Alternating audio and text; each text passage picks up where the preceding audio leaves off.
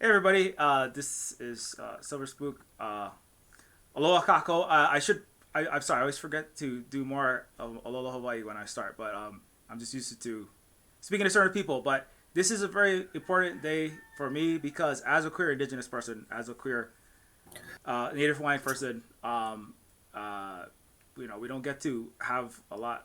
I probably need to have more discussions with all of the community, but um, this is a panel that's just people of color and also queer people, indigenous people, and I believe Jupiter is black and Chicana, if I'm not mistaken.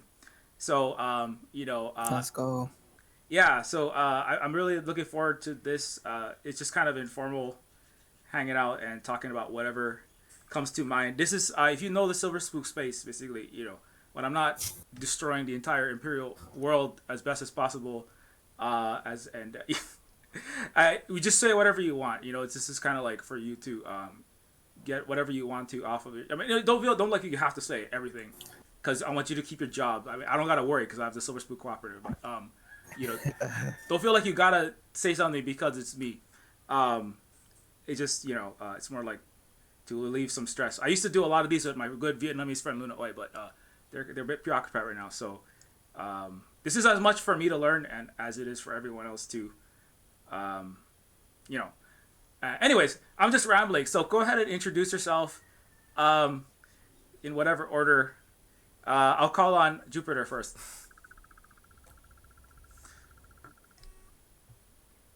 Oh, you're muted, I think. You're muted. Sorry. Hi. You've probably seen me before. Um, I was part of the Black and Brown Goth panel, and I'm here today. Hi. I'm a game dev. I program. I hate capitalism. I hate the Imperial Military Industrial Complex. So yeah. Awesome. Yeah. Thanks for coming in. I that's Jupiter. You're the only returning guest. So thanks for making the time. And I really want to play all of your games when I get some time. When I finish making mine, I guarantee and you finish yours, then I'll definitely play yours. I have like two other of my indigenous friends games to be playing right now, but I am um, I've been following the things you've been doing. So thanks for coming on. Also as a fellow I'm game dev. flattered. I'm flattered. Your games are. I hope to attain the level of radical, narrative as your games, though. But yeah, Yeah, thanks so only much. wish. Yeah. Uh, so Eli and Kamakani, that's what you would like to be referred to. Also, if you want to give your sorry, I should have asked. If you want to give your pronouns, I can. I gotta set this thing up with your names on it, and just tell me like what your name you would like to be known as, and then your pronouns if you want me to put that.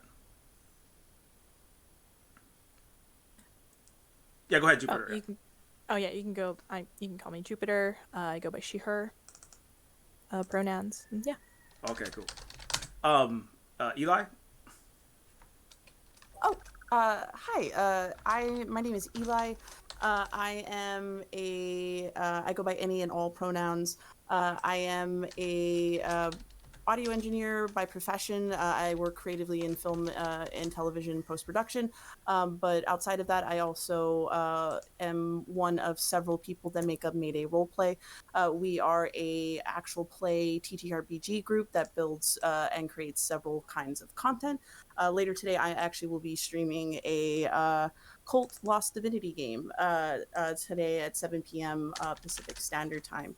And when I'm not doing that, I'm also a game maker and advocate for Kanaka Maoli and Pacifica people in the TTRPG scene. And yeah, that's pretty much it. Awesome. Yeah, thanks. Good to meet you on the camera. Yeah, thanks for coming.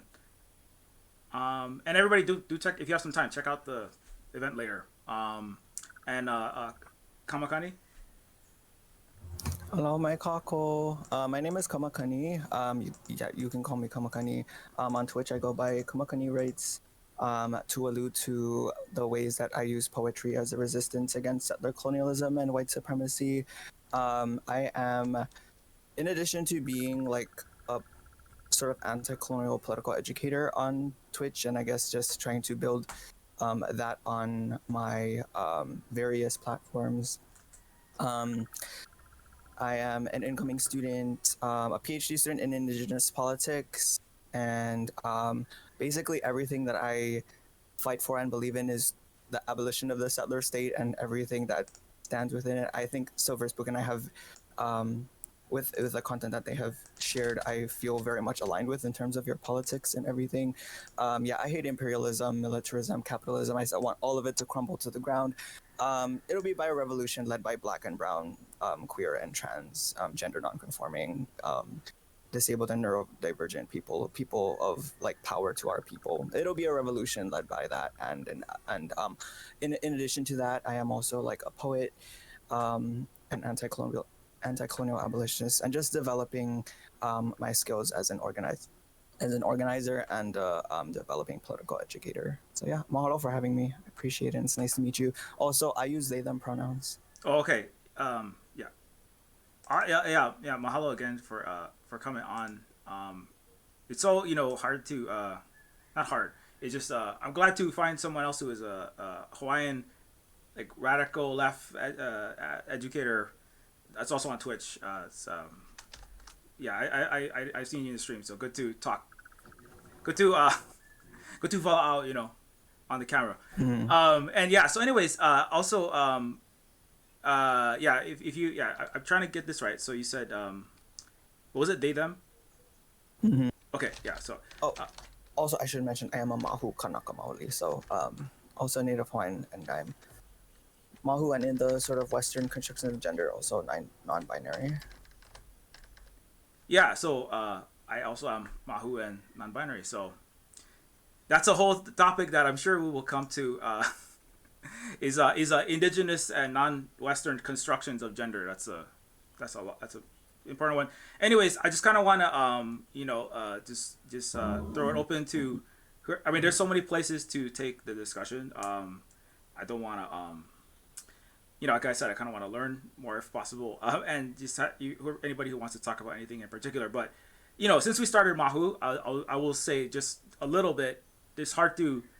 I feel a little bit uncomfortable sometimes because I haven't even come out as formally non-binary at all, but also Mahu until very like recently, the last couple months, which is part of the colonialism. Is I have no idea what Native. I have had no or very little idea of what Kanaka Maoli Native Hawaiian constructions of gender even were, and I'm 40, so just to give you some context, I grew up when Hawaiian was banned. When I was born, it was illegal to speak Hawaiian. Like I bring that up all the time, and I will keep bringing it up because I just argue. Some white person was explaining what it was like to be Hawaiian this morning, so that was a lot of fun. So until every last person on this earth knows this, I will just keep having to say that, I suppose. But being Mahu is thing I had no idea about because it was just a bad word when I was born. It was an insult. Like people would say that. Even my own family members, they would say, "What are you, Mahu?" And that meant like there's something wrong with you. You were gay, which was bad, right? So, even now, I like kind of when I hear that word, it has this like, from my childhood, it like feels like it's calling someone the F slur, which is like obviously that's a whole problem in and of itself, right? But it's kind of like I was actually scared to the thing is I don't even like I feel bad for my parents, but and I've talked about this before because they're deeply colonized, unfortunately. They're very they identify as Catholic first and then American second, and then they have some kind of blood quantum Hawaiianness when they feel like bringing it out. So that's like hard. I don't think I'm ever going to convince my dad and my mom about this. I don't want to talk to them. I'm not talking to them this summer. They were going to come, but I don't want to deal with that right now. The most important thing is that we have kids, and like coming out to my kids kind of scared me a lot because I was like, I don't know how they'll deal with it. And it was I was thinking about it like from when I was 7, 8, 9, 10. Because I was also like the one brown kid in a class full of white people and rich Asian wannabe imperial senators and representatives, the parents of all the settlers who want to basically be the Asian Obama kind of people were in the school that I went to. It was a very expensive school. I was basically the poorest kid in my entire class and the brownest kid. And so that experience was really terrible. And then also hearing the word mahu as a negative term was like very, it's just like baked in. It's like it's not in me, but it is like my experience. So when I almost like felt like I was gonna get bullied by my own kids when I had to tell them. I was like, what if they think that, like, what if they, I don't know, what if they just like make fun of me? What if they have to make fun of their own dad, you know? Or it's not your dad, you know? I was like, how do I even explain this? Like, I'm your dad, but also other things. And so, anyway, long story short, I'm just like having it's been a whole process, and you know, obviously it's very painful. But people need to know about this because this is part of colonization. This is part of the homophobia and the transphobia and et cetera, et cetera. And I don't want to talk this whole time. I'll just let someone else continue. But that's kind of like at least the beginning of my personal experiences, like especially recently with that. Yeah.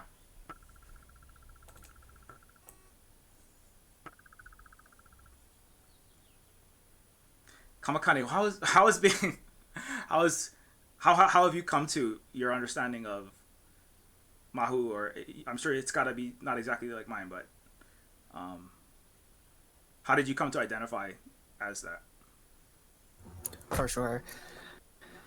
So it's definitely been a long journey because I found that one, like you mentioned, like being Mahu is one that has long been seen weaponized as a derogatory term to try to, I think, also as an intentional tactic of settler colonialism to try to erase and sever our relationships. So what Mahu really means to me is, I think, beyond gender is more about relationships, relationality, and connections to me because what I recently learned, and I was listening to this panel before that they had, you know, when La Hoi Hoi Ea was happening, and they had like a conversation about Mahu and amplifying like Mahu voices. There were folks who were saying that Mahu is a transformative way of being because it's recognizing that your connections, not just to your body, but physically, mentally, like spiritually, and your role in society is one that is constantly changing and shifting and transforming, where you're constantly blossoming, and one that doesn't confine you to, you know, sort of Western constructions of gender that seek to try to, that are very sort of, in my opinion, very sometimes monolithic and try to confine you into a box of some sort. So that sort of connection to me was, so I view Mahu as more so of a relationship that I have to Mahu because it's about, to me, recognizing that I am constantly transforming and blossoming. And I guess in some ways also why that in Western constructions of gender also encourage me to explore transness as well, because I'm recognizing that that in sort of being sort of gender variant and navigating those feelings of transformation, also recognizing that I'm also constantly changing the ways that I express myself in a way that's very fluid and very that doesn't, you know, make me feel like I'm solely stuck in a box of some sort. And that's why, you know, even though I do also identify as non-binary, what I initially struggled with was the feeling that that in and of itself doesn't fully encapsulate my own relationship to my body.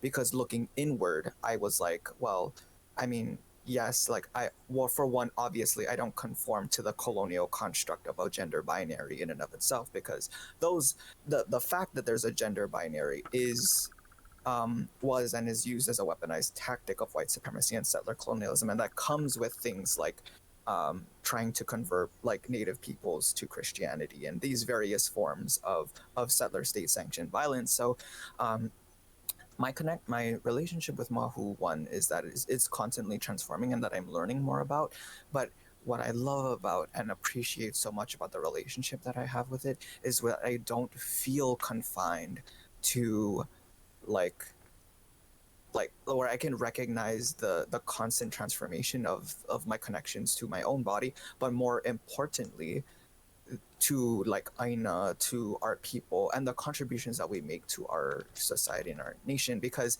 in Olelo, Hawaii, we don't have a word for identity, because that, I think that also tells us that, one, we're not a like individualistic centered worldview in our culture. We don't, because identity doesn't have, like, we don't have a word for identity. That means that we're not centering ourselves all the time. So to me, to be Mahu also, and to have this relationship with Mahu, is one where I feel is recognizing my relationships to, like, to the Lahui, to like to our nation, to our people, and to our Aina. And that for me, you know, recognizing and remembering like Mahu who came before us, people who were traditionally like caretakers, healers, educators of ancestral knowledge and wisdom, and passing those on, leading Oli and Mele and chants and everything. Recognizing the spiritual mana. That's what I also love about Mahu, is that it's also mana to like a physical and spiritual power that is within your relationships to that. So like mana Mahu, I think, is one that's really, really really, really powerful. And I think it in itself is also a resistance against settler colonialism and all of these various forms that try to sever our relationships to who we are, to our people, and to the and our kupuna, and the people who came before us.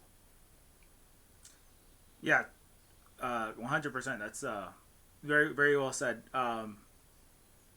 Yeah. I feel like we could talk about. We just have, there are just Mahu stream. Yeah, that's such a yeah, very important topic, especially to me, especially now, in this time. So thank you for sharing that. Mahalo. Just uh, since we're a little bit, we'll move outside of just Native Hawaiians, but we do happen to have three Native Kanaka Maoli for right now. So just Eli, if you want to comment on, I don't know how your own exploring your own Hawaiian Kanaka Maoli identity, as well as queer identity. If you want to talk, just kind of like how that's been for you, your kind of journey. I mean, yeah, I mean, well, currently I live outside of Hawaii. I live in Los Angeles. I've been living here for, oh God, 11 years now. Um, because like many of us, we can't find ways to, sustain ourselves in our own homes, compared to like what my family do. Me contributing to my community and stuff like that is me working away from home and doing, I get, which is good because, on one hand, I get to participate in a field of study that I like to do. I'm a creative individual. I earned a degree, and I work within film and television industry. Like many of us, there are actually a lot of Kanaka who do work and thrive in film and television outside of, just physical representation on the screen. We have a lot of people who work in the backgrounds as producers, writers, creators. Um, and yeah, so, part of my journey, unfortunately, in being Hawaiian and stuff like that, is living outside of home and trying to find community, which is odd enough that you can really kind of find that far away with other people from other communities, but and still bring some of that mana'o from what you learned from being away and try to bring it back home. Like for me, because I'm gender nonconforming, and stuff like that, and I only was able to kind of be able to explore that by being outside of my community. Because when I was growing up and stuff like that, trying to express those gender expressions was not something that was welcomed in my family life and stuff like that. My parents are very conservative and Christian and stuff like that, and that holds a specific set and value. And regardless if they, love and support me and stuff like that, I still sit outside of their expectations of what I'm supposed to be like in our community. And I wasn't able to really explore that stuff and really come to understanding that this is an aspect of our community, that there are many people, and this is a full representation of the full expression of what we are as a Lahui. is to look at being gender nonconforming, is to be queer in these kinds of ways and stuff like that. So I was able to explore that and have safe spaces here outside of my community to be that and to be both Hawaiian and queer and gender nonconforming. And I hope one day that I can, bring that back and go home and be like, I am, here in the community as well. So yeah, that's kind of where I've been at in terms of that. And when I create things in general, especially with the TTRPG space that I create in, I bring actual Kanaka based characters into the fold. All of the characters that I make are Polynesian or Hawaiian, and they're just there. They exist. They're normal. A lot of things that I talk about is normalizing our existence in stories. Like, we can just be people, not attached to the colonialism that we have to face, not having to focus on the tragedies of our stories, not being there just because we're on an island and we playing background characters to white stories and stuff like that, but actually just be characters who can be anything from pilots um, to storm chasers to a bunch of different stuff. Just having that normalization, it has always been my goal. So that's kind of how, or what I'm doing within, hopefully within our community space, and trying to contribute to that in that kind of way. But yeah, that's kind of my experience, or my experiences as I go on this journey. Yeah, I mean, I'm glad that you're here. Also, just thanks for being here generally. And I did tune into at least one or two of the tabletop RPG streams that were a lot of fun. So if you like those, don't forget to follow Yeah. Eli. Yeah, but also it's important to like. I mean, I know this is like I probably should. Well, sometimes it's not. I'm not sure how and when and what exactly I'll call the panels every time I want to put them together. But I'm glad that you are here today, because we do have multiple Native Hawaiian, Kanaka Maoli people here, and so like having the experience outside of Hawaii is different.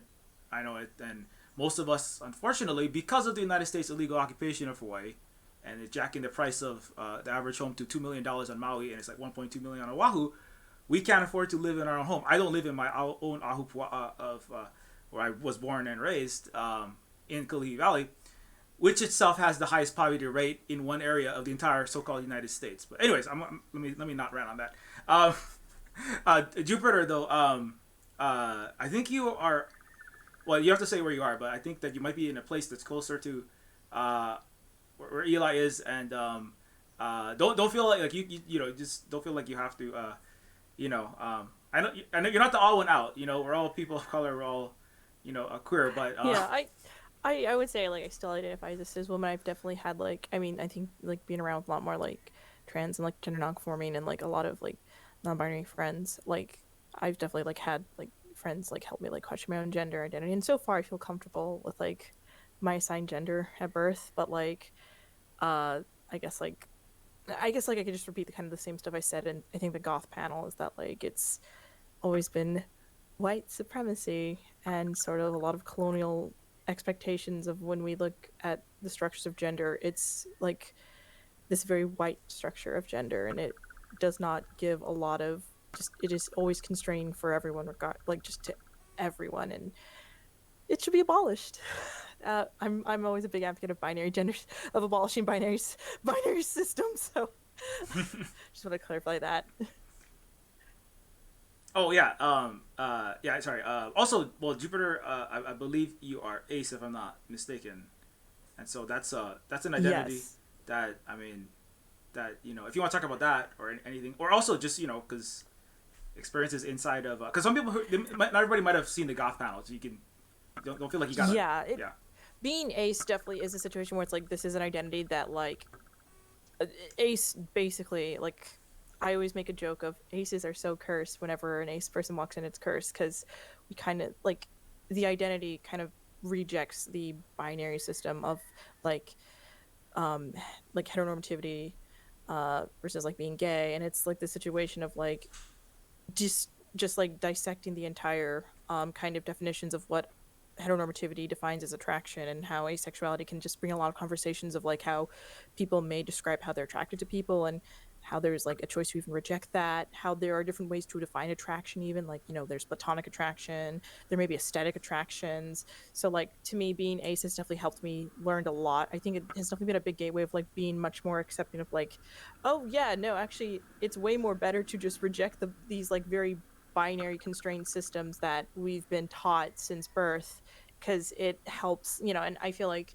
you know, I found out I was ace like through like some like other queer friends when I was in high school. I know like for a lot of people, being ace can also come at a very later stage in their life, and can come with a lot of like trauma because of that, or a lot of like, you know, just like just hard experiences. And so it definitely is a framework that also like it is a sexuality and aromanticism as well, because I'm aro ace, like also in the same vein, but with romantic attraction, I think also it's a system that also rejects the binary definitions of like a mononormativity, and like the idea that structurally a society should be framed around marriage, or framed around this hierarchical like relationship system, that like your romantic relationships take top priority over any other type of relationship you have, to the point that even your family, or like platonic, or like found family, or just any other like unique relationships you may define, you that may not be defined in these structures. So like that's how I would define my experience with coming to terms with being like aro ace. It's definitely been like a lot more like, you know, embracing and being able to just kind of reject like these very like, you're either this or this, and it's like, no, you can just say no to it all. You can just say no.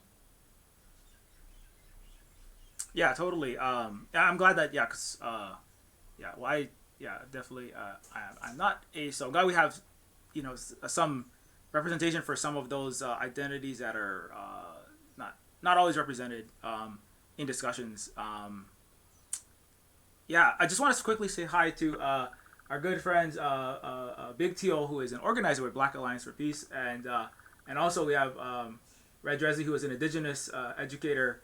Congratulations on the PhD. I hope that's working out for you with these Cracker Jack box things they give out from the West. They call PhDs, but they gave one to Jordan Peterson, so I don't know what kind of value that is. Anyways, I'm sorry. I'm playing with Red Drezzy as our native, and also Lasu is our another Indigenous educator in the so-called Canada. Anyways, but yeah, sorry, but yeah, that's yeah. There's a lot to talk about. I feel like me and Kamakani could probably just talk about Kalihi the whole time, but I don't.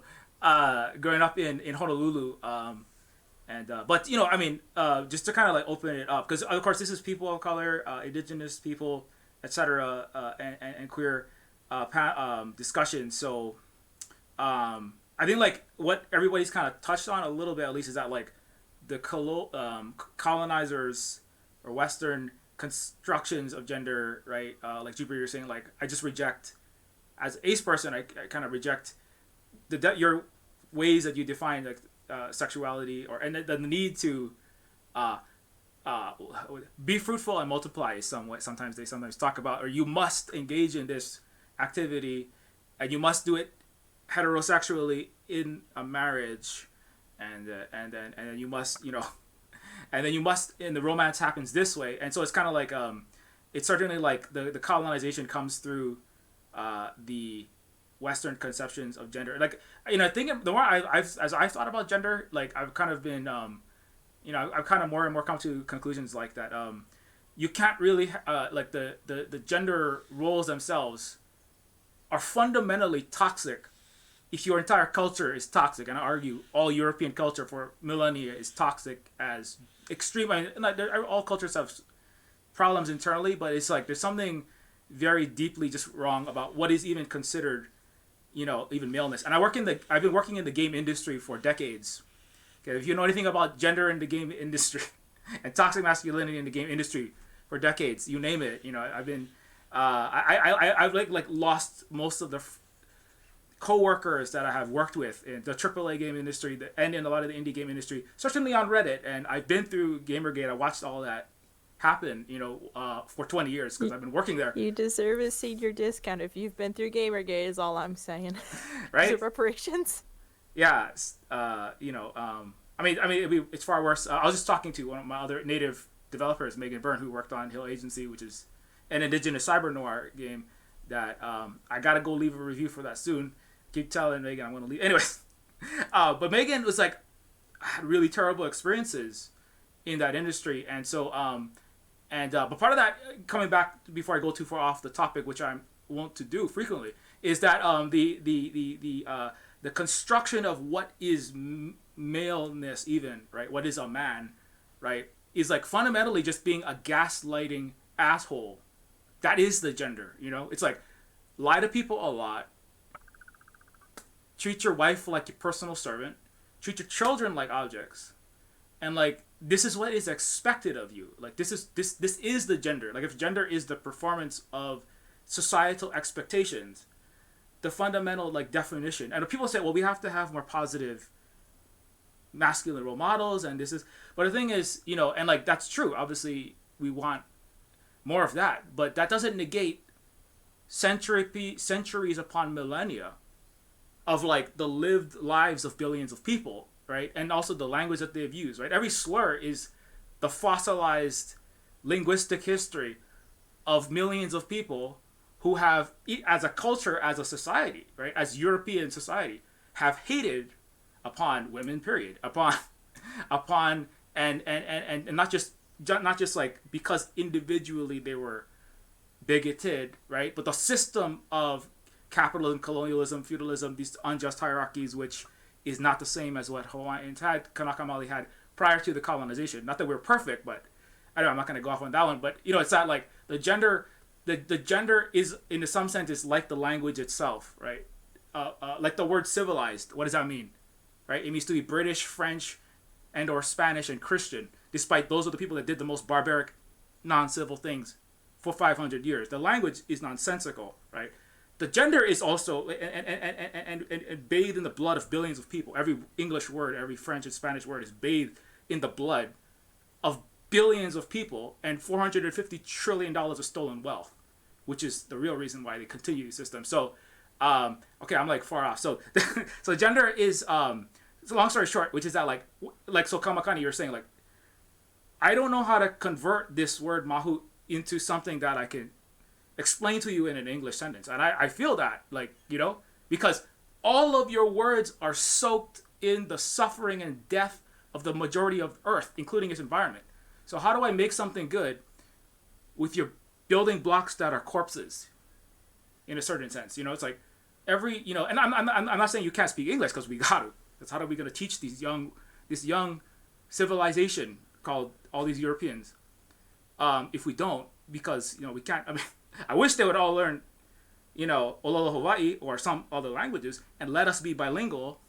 But apparently kids keep getting punished for speaking Hawaiian in school, and they're trying to shut down all the immersion schools. So I don't know.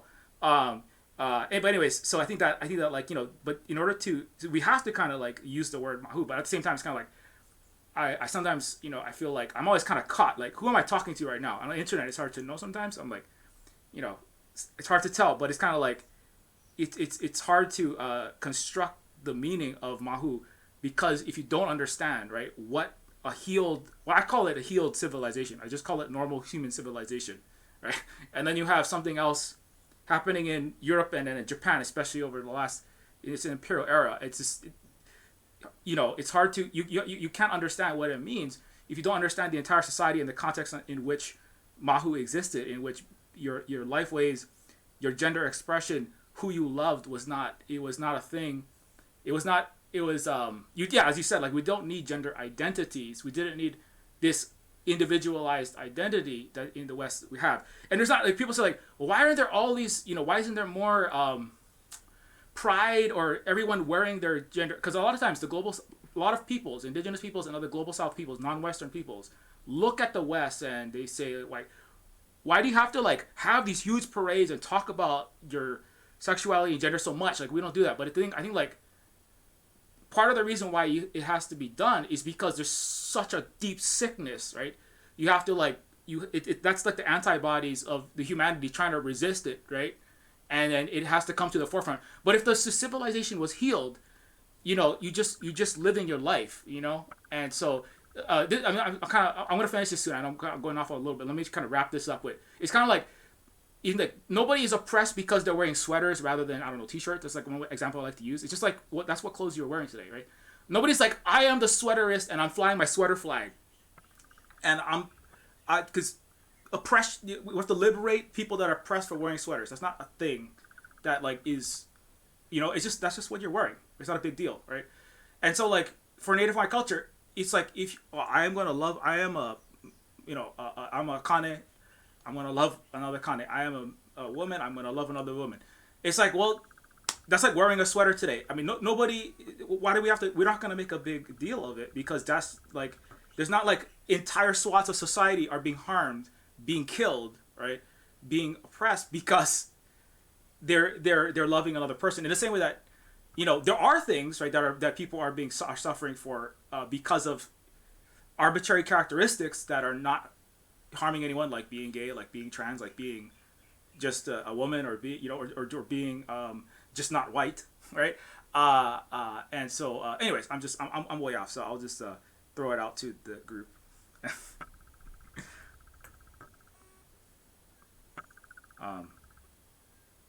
Yeah, I don't know. What do you think about gender roles? Like, I don't know what in the sense of like, yeah, constructions of gender. That's what I think is like if we didn't, the gender roles kind of come from the society, and we can't really change the. It's hard to just change the gender roles without simultaneously trying to transform the entire culture which produces those roles. If that makes any sense. Yeah. Oh, I've got some. Go ahead. Yeah. I guess you could say some tea to spill. But like it's because like I identify as like I'm like my mom's side is Chicana, and like the Chicano movement kind of stemmed out of this rejection of like assimilation, to like this very white Eurocentric narrative, and understand like, hey, this you've annexed this part that used to be part of Mexico, which was already also has foundations of a settler colonial state as well. There is now an extra layer of like this diaspora of like colonized people that you're not teaching about, that is a very high population of like these areas, and you should probably understand this complex history. And so through the Chicano movement, it's probably like why there's a lot of foundation, at least in certain like university or states, why there's a Mexican American studies or like teachings of at least the history of that. But kind of out of during the Chicano movement, there was still some machismo or like expectations of gender conformity, despite rejecting assimilation into like whiteness, and like Western whiteness, or like this Eurocentric whiteness like structure. There was like this kind of expectation, especially towards like women or queer Chicanx folks, that were like expected, like you actually still have to be binary, you still have to like, or if you're like a woman, you still have to be subservient to men, and you can't actually be your place is still with family. Like there is this marimisma, which is the complex idea of like the woman is like the heart of the family, and she must do the stuff to uphold the family and pretend and be the welcoming like emotional support for the man. And of course a lot of women, Chicana women, did not like that, and that is where the split from the Chicano movement to the Chicana feminist movement like started to happen. And so there's a lot of like, even in like today in like some spaces and in some Chicanx like academia, there are still some people that think that like the Chicana feminists are like the traitors to the Chicano movement, because they caused this justifiably and in very important split into like this diaspora, especially in academia, and especially in the movement, which was, hey, we're still kind of upholding these like normative systems of like cis heteronormativity. And so essentially like the Chicanx movement now is a lot more, it is a lot more patched, still has a lot of issues to address.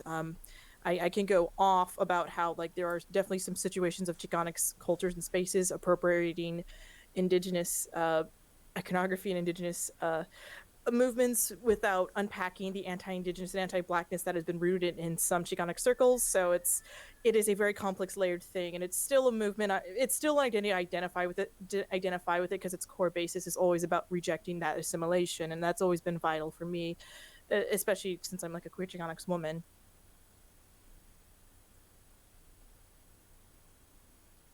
Yeah, thanks for bringing that up. That's important. I mean, there's been a lot of talk in like left circles, some left circles about you can be white supremacist and a Hispanic. You know, like that's a thing that Yes. some people don't Yes. Ooh. get.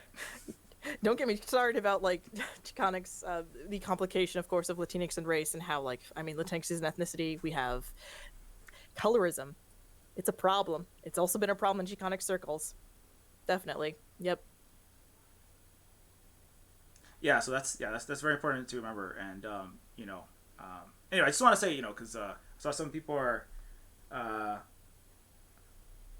I was looking at the chat real fast. I see we have at least a few people from Hawaii as well. But anyways, yeah, like it's kind of I don't think that Hawaii people in Hawaii were not perfect. Like internally also like within the Pacific, and there have been there's not zero conflicts. Like in any household there's gonna be conflicts. Like even here. I mean, not that I claim to be any kind of angel, but there's things that happen, and you have to deal with those conflicts and historical conflicts, even between islands in Hawaii. There's it's not perfect, right? But it's kind of like what is overarching.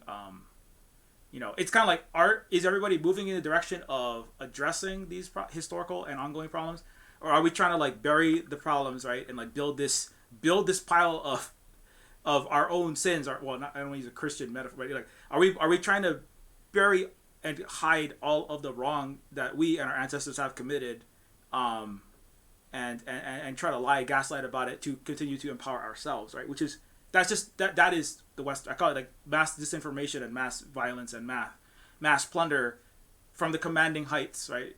That's a Marxist term, but the society as a whole has operated that way in the colonial reality for a long time, and so like that kind of stuff, and then like we know in Hawaii, I'm sure like anybody who's lived here, we know like we have family members who are like deeply colonized, like I already said, and so then the colonialism reroutes itself inside of the minds of the indigenous, and then they become self-colonizing. Unfortunately, some of them, including in my own family.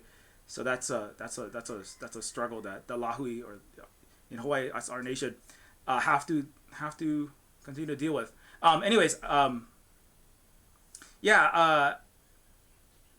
I kind of this is kind of a personal. I want to know, but how in I almost said what school you went go. I don't need I don't need to know what school you went go, Kamakani. But I was like growing up in that area, like how was your experience like inside of Honolulu, like and how that interacts with.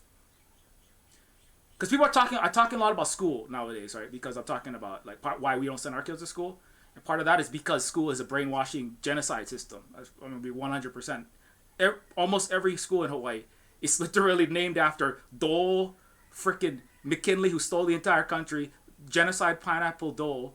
I was just looking up Castle and Crook. Castle, who destroyed Molokai with his sugar plantation, colluded. Every single school in Hawaii, almost, except for like a few that are named after the ali'i of ours that they killed with a broken heart, like Ka'iolani, which I taught at, in fact, for some time.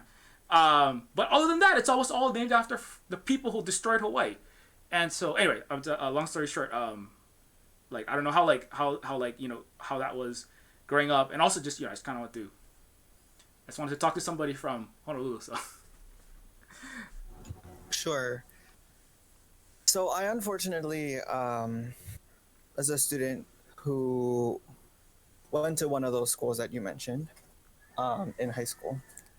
And it's so funny because even now, after graduating, even still, since I've still been a part of the advocacy to rename the school, because in and of itself, it's glorifying the so-called president who signed a so-called treaty of annexation. I am a student who graduated from there, and I was a senior class president at the time too. So after graduating, I was, there was this movement in the legislation to like push to rename the school. And of course, I supported it, but it was so funny because a lot of the people who had like been against the renaming, because they were like, oh my gosh, but what about pride and tradition? What about all the things that the school stands for? Nah, fuck you. Like for real that kind of stuff is incredibly problematic because we're literally memorializing a white supremacist like imperialist who eventually allowed for the like legally speaking or whatever the hell um like to illegally like annex Hawaii to the United States. So I think so it's difficult for me, like, so like when we're on this platform, it's difficult to try to like prevent yourself from getting doxxed, but also in our culture everything is place based. You know what I mean? Like we're all about where we're from, who we're connected with, and all of that kind of stuff. But I think what's really important is, and then this just speaks to also like growing up in a and continuing to live in a home um with like family who are very very rooted in Christianity and Catholicism and these values. um I never grew up connected to my ohana where my Kanaka roots come from. I'm still not connected to them by any means. So it was difficult for me because when I went to college, I have a degree in ethnic studies, so my background is in ethnic studies. I took a lot of classes in, you know, everything from like oceanic ethnic studies to Black studies to um, Native American studies and Asian American studies and various forms of these identities, including mixed race identities, which in and of itself was a huge class that totally changed my life because like as a mixed Kanaka, but also like representing my identities in other forms of have been a really interesting relationship for me as well. Um, it was unfortunately not until I went to college did I realize that everything that I grew up learning in this educational system was a lie, pretty much, especially when it comes to history. Oh my God. The Hawaiian history class that I took in high school was so bad, let alone the fact that it was taught by a white, cishet, able bodied white professor, a white teacher who, by the way, was just like, here's a textbook, read it, here's some questions, answer it, and that's it. That's it for the end of the day, without having any sort of discussion about it. So, even just growing up in the public educational system from K through 12, everything, just and also growing up where I did, was one where I feel like really shaped how I think about my positionality today, because where I live is one that is has a large population of low income families of color, including Pacifica peoples. Um, and that kind of shaped the way that I also view the world, because I recognize that one, it was a privilege. Like, I hate to say that it was a privilege for me to be able to have like gotten this education. It sucks. Like, I wish it was accessible to everyone, obviously. You know what I mean? And that's really why I started streaming too, was to try to make this kind of education accessible in the first place, because I was frustrated at the fact that I had to go to college and pay for my education to, one, become radicalized and learn the truth, and also to be able to learn my native language. I did not grow up learning my native language at all. Even at the high school I went to, they didn't offer Hawaiian language classes. It wasn't until I went to college that I first like started learning my native language, and it sucks that I had to fucking pay for it. You know what I mean? Um, but thinking about where I am, where I still live, and the also upbringing that I had within the sort of public educational system really shapes the way also I think about gender and my also relationships to these things, because I feel that I know for sure I didn't grow up, learning anything about really the truth about Hawaiian history, and not only that, like Mahu and MVP FAF Plus folks in the spaces of understanding Indigenous Pacifica, queer and gender variant identities. I know I didn't actually even learn about it until like towards the end of my college experience. Um, and I think, thinking about like where I live, like my place, my ohana, the ahupua'a that I live in, that my ohana have lived in like from pretty much my entire life, while still also being like the first person in my immediate family to go to college, let alone to go out and go and do a PhD and everything. But like the relationships that I had and like upbringing with the issue of a white supremacist educational system, and one that's also very rooted in anti-indigenous, because it's the things that we learn are very Americanized, very patriotic to America, very like this is the knowledge and this is factual, and there's nothing, anything else is wrong or whatever. um, but I think that also actually has also in ways strengthened my relationship to Mahu, because I realized the truth and recognized that in also reclaiming and remembering Mahu is also not only the connections and the relationships that I have, but in and of itself, it's also resisting everything that I learned growing up, and to reclaim that is such a powerful thing, while also just literally just trying to embrace the divinity and the navigations of spirituality within my own body, that I constantly feel more strong, like have pilina and the connection to. Yeah, totally. I just want to say, yeah, very very well said. And I have not exactly, but very similar experience with so many of those things are resonant, including having Catholic family, having having not learned Hawaiian, and having been disconnected from parts of the family who I actually have a Mahu relative who yeah, I was a Hawaiian language professor at KCC, and we always kind of knew it was Mahu, but nobody ever talked about it. We didn't get connected to that side, I'm like I have Japanese ancestry, I have a Hawaiian, I have various Caucasian American, basically colonizers who came over and tried to make money and they failed, and I don't want to talk about that whole story, but basically like a lot of people, But then some people have I know some people who were a bit more connected, but I was one of those who was just like cut off. They basically Japanese grandma and was like, we don't want to go concentration camp. Everybody act as American as possible. Actually, I have a relative who actually like sliced her eyes to make herself look more white. She's bleached her skin. Not even joking. She made a lot of money. She did makeup for Ann Curry and CNN. She actually did makeup for Colin Powell under the Bush administration because she became so white. She fully bought that. She went in the Peace Corps to Guam, right, to try to teach some kids when she was a little hippie girl, and went back to Portland, married into the most, literally somebody who drill in Alaska and like work at the highest levels for the Pentagon. And she had like literally, when we see her, she is like a multi-millionaire. I don't know how much money she has, but just as one example of how she cut out everything that was Hawaiian from herself. She's like 70 something now.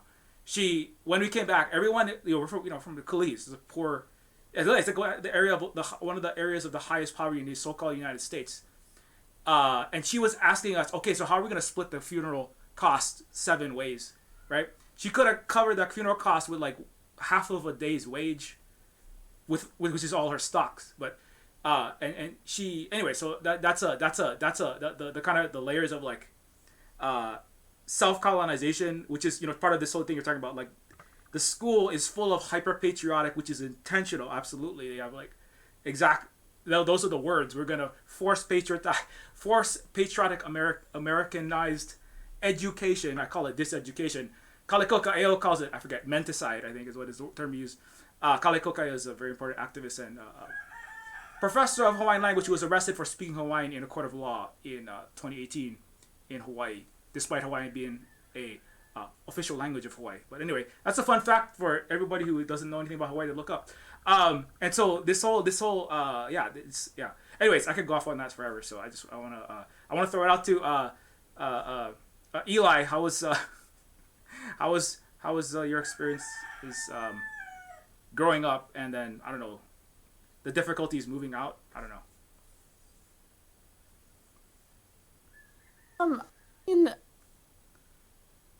While I was growing up, I did have some kind of balance between being connected to culture and, being a part of the assimilated, new construct of what the Western view wants us to be like as Kanaka, because I'm biracial as well. my mom is Hawaiian. My mom loves hula. She's does that and teaches hula for our community and stuff like that. But was always rooted in a deeply conservative Christian background. So it was always dancing songs that were Christian songs and stuff like that, or using some of our meles in the context of more Christian base and stuff like that. But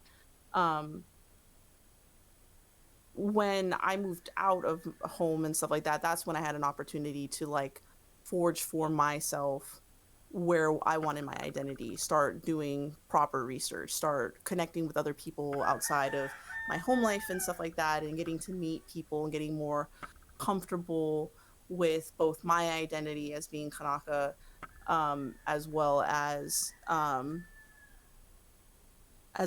like finding where I want to be, or where my place or my niche within the community and stuff like that. And as spending especially a lot of time in Western media and stuff like that, and understanding like while there is a great demand for diversity within our media, we want to tell better stories, we want to tell more connected stories from people who do experience things outside of what Western storytelling wants to frame our experiences. It's not just trauma, it's not just bad things, and having white intervention into our struggles, but actually who was actually leading these movements, or who these kind of stories are telling. When we look at Kanaka, how Kanaka is represented in media and stuff like that, it's really based on who wants to tell our stories. We look at stories like Moana, which we do appreciate the work that went into bringing it back in, still falls short on some of the tropes of Western concept, which is like we need to homogenize Indigenous experiences. I always cite this really great documentary called the Real Hollywood Engine, that looks at the history of Native Americans and their experience with how Hollywood framed them. That the iconography that you are very grown up with and was deeply involved in seeing on Western media is actually iconography that comes from so many different peoples that have very unique experiences to their cultures, and why they have these practices, or why they do the why a culture, one particular culture rides horses, why feather headdresses are uniquely intrinsic to specific tribes and their meaning, and how they earn those types of regalias and stuff like that. Really hinders Western audiences from being able to understand the nuances of individual tribes and culture, and why they're important, why their roles in these specific regions, why their roles in their histories of their peoples, plays into the overall caretaking of the whole land of the Americas. But even for us in our experiences, like, each community that makes up Pacifica and Polynesian communities and stuff all have different needs. All are, we have absolutely overlaps in our culture because we are regionally connected. But, each, what Kanaka are dealing with now in terms of land autonomy might be very different for those who are in Samoa, or those who are in Fiji, or in Tonga, or Aotearoa, and those things, and not being able to highlight those experiences, not being able to have a definition in those experiences really hurts our communities as well. We're not being able to share our experiences. And we, again, we love Moana. It was very powerful, very experienced, and gave people a taste of what Pacifica culture is like. But again, it takes away a lot of those contexts. And, and in general, like how Disney presents Native Hawaiian people is very interesting, where our animations and stuff like that will absolutely portray the variety of shades of color that Kanaka come in. But when we look at our live action shows that they want to put, they only choose and hire and pick specific looking individuals and say, this is actually what Kanaka representation is. And it's like, well, no, if you sum us all up and make us all look like one thing, people aren't going to realize that, we all look different. and we all are made up from different aspects of our culture and stuff like that. And that's the ultimate problem, is that, you know, we don't have people who are willing to advocate for more authentic stories in major media. Like, we definitely have people who are working on making stories on the smaller scale stuff that aren't getting the same attraction as big Hollywood titles. Avatar. You know, we want to see Avatar level, representation for our people, and that's possible for us and all other Indigenous communities if we're given a chance to do that. So I think a lot of the work that's going in now that we're starting to see, that has been getting so much pushback in the last, decades or so, is, wanting to tell, having the agency and the hopes to tell more authentic stories coming out from people from specific communities and stuff like that. I mean, there's definitely hope. There's that one movie that's coming out that Scorsese made, that's based on the Osage people and the work that he went into to actually rewriting the script, talking to this community, getting to understand truly the story that went in there, and having a good relationship with this community. I'm hoping very well that there's going to be a really good turn and change of making well-made movies that has good clout backing, that will actually explain and represent communities who want to tell their stories, that make up, the stories of, our communities and stuff like that. So, that's kind of what we're experiencing and where we're at, is that we're on the path, but we still have a lot of conventions that Western storytelling and media wants to still hold on to because they're afraid of change. So hopefully in the next few years, we'll see more and more and more of really great movies that are coming out from more authentic and unique places. And hopefully we can tell good stories too, as a community.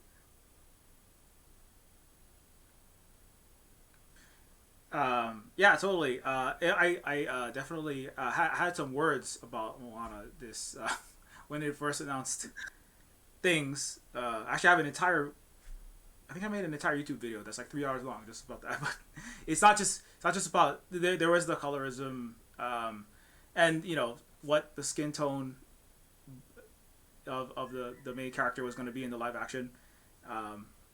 In fact, actually, I probably shouldn't talk too much about that because I have some things about specific. Well, I have some things with Disney. Period. To be 100, I've actually been in the room with Disney executives, and yeah, they before they were building Aulani. I was actually, because as I said, I worked in like some of the bigger game industry for a bit, right?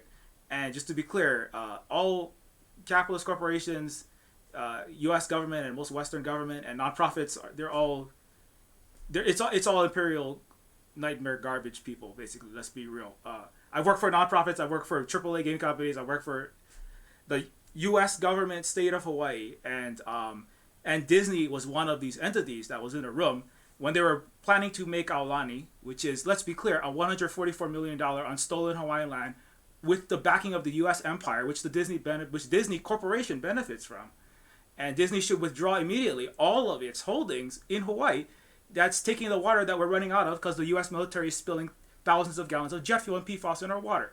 So actually, I don't really care too much about what kind of movies they make, in fact, because of other history with, not just with Disney, but I would argue with all of the soft power of empire that is Hollywood. It's a propaganda arm for the West. If we're being, I mean, from my perspective, and having seen like the kind of things that the kind of belligerence that they exhibited upon people in Hawaii, and that what I was privy to in an actual conference room, all the NDAs, and let's not talk about all the stuff we're gonna do when we're making money on your stolen Hawaiian land.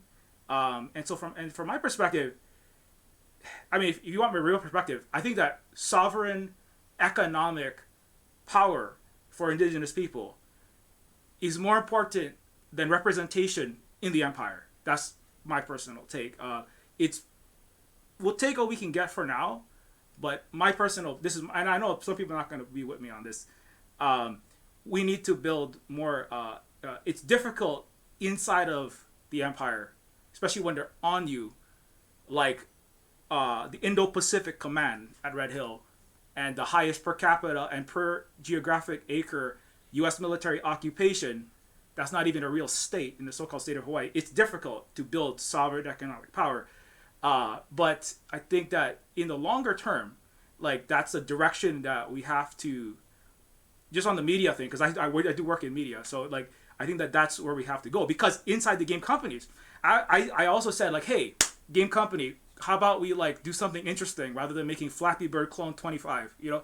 Why don't we do something other than just making another giant microtransaction fest so that you can make more money for the billionaires that are not paying your writers, your programmers, your artists, or your actors so badly that they're literally on food stamps showing up to the Oscars, right? So why don't we like, you know, and then you know what the corporations would say? It was like, I don't care about your input, actually.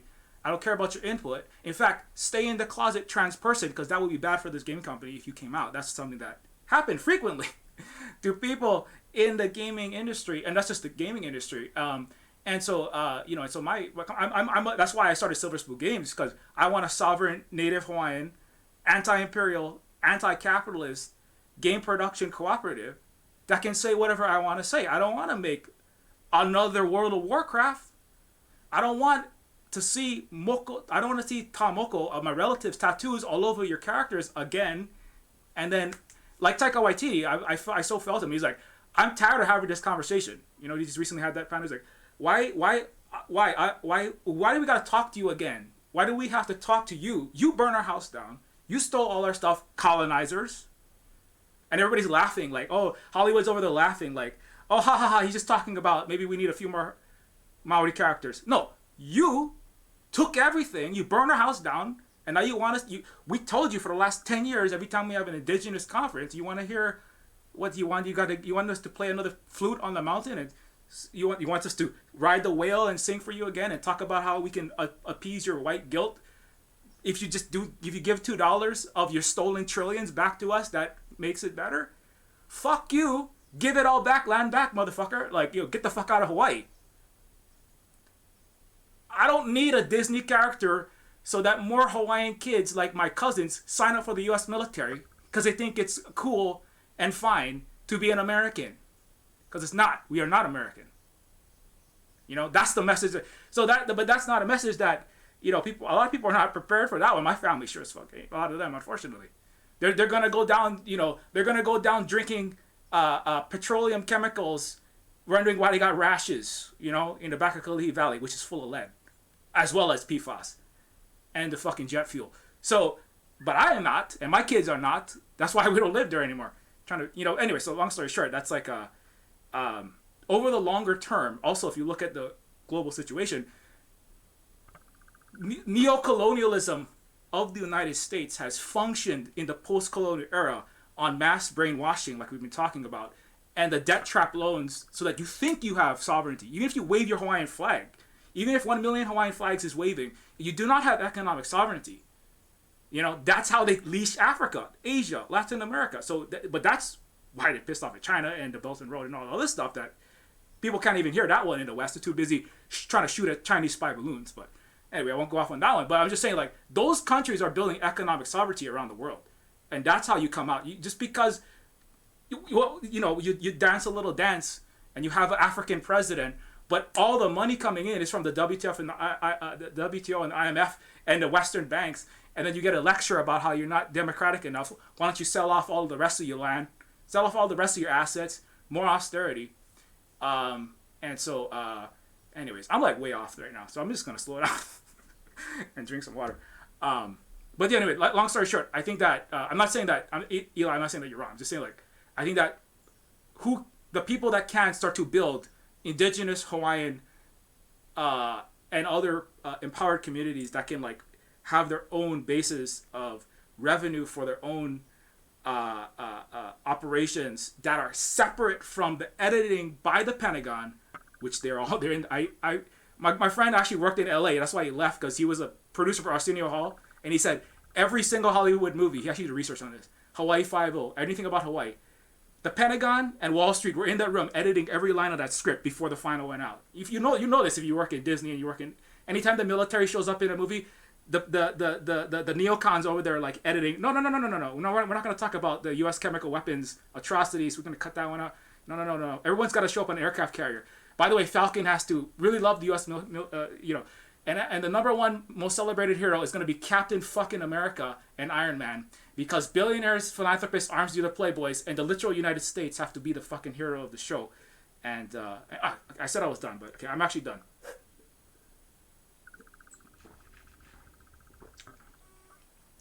Sorry. Sorry. That's I don't know how to follow that, but yeah. I just wanted to say I have about like 20-ish minutes to be in this panel because something got brought up, so I have to leave soon. But this has been wonderful. Yeah, no problem. And I didn't put a time on it. I just So if you feel like you got to go, I'm sorry. Sorry. No, this has all been wonderful. Yeah. I have a question. Yeah. That I'm curious to hear from you folks about. With it being like Pride Month and everything, I'm very curious to hear, especially with the things that we've shared in our different sort of connections and relationships that we have and how we build and craft them, even with our connections to our identities and all of those kinds of things. This is a really general question, and take it however you feel. But when you think about like celebrating Pride, what does that mean to you? I guess, if that makes sense. And that can, you can kind of sort of shape, even if you're resisting against that sort of construct or all of those different kind of things. I'm curious to hear, what does, I guess, like Pride and celebrating that mean to you? Because I think for a lot of people it's different, and it also is shaped by your positionality and your experiences, and your connections. So I'm curious to hear about that. And being like a person of color and your connections to queerness in various aspects, not just of course gender and sexuality, but your romantic relationships and your connections with your people. I'm curious as to what that means to you.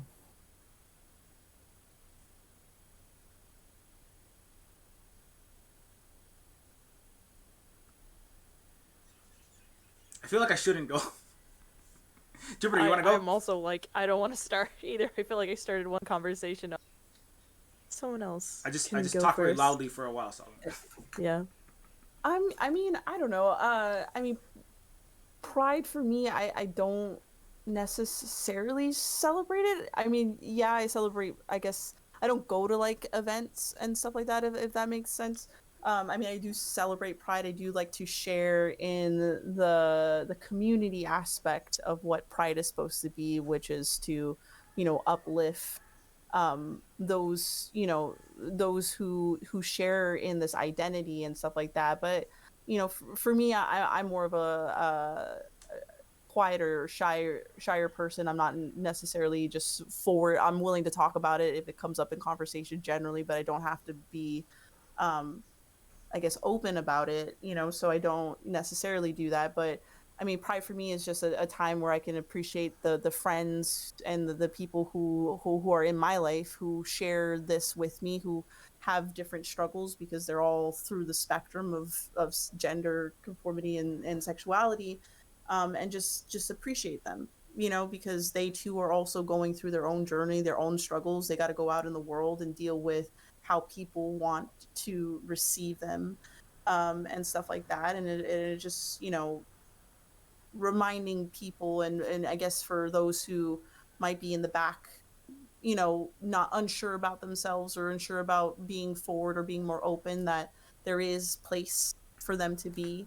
And these are the folks that you can try to build something for yourself, because whether or not wherever you're getting your community and stuff like that, it's important to find yourself a place where you can be supported and find those people. And if that's a way to get more people to see that, to find that and stuff like that, I definitely want to encourage that and support that, because we definitely need that.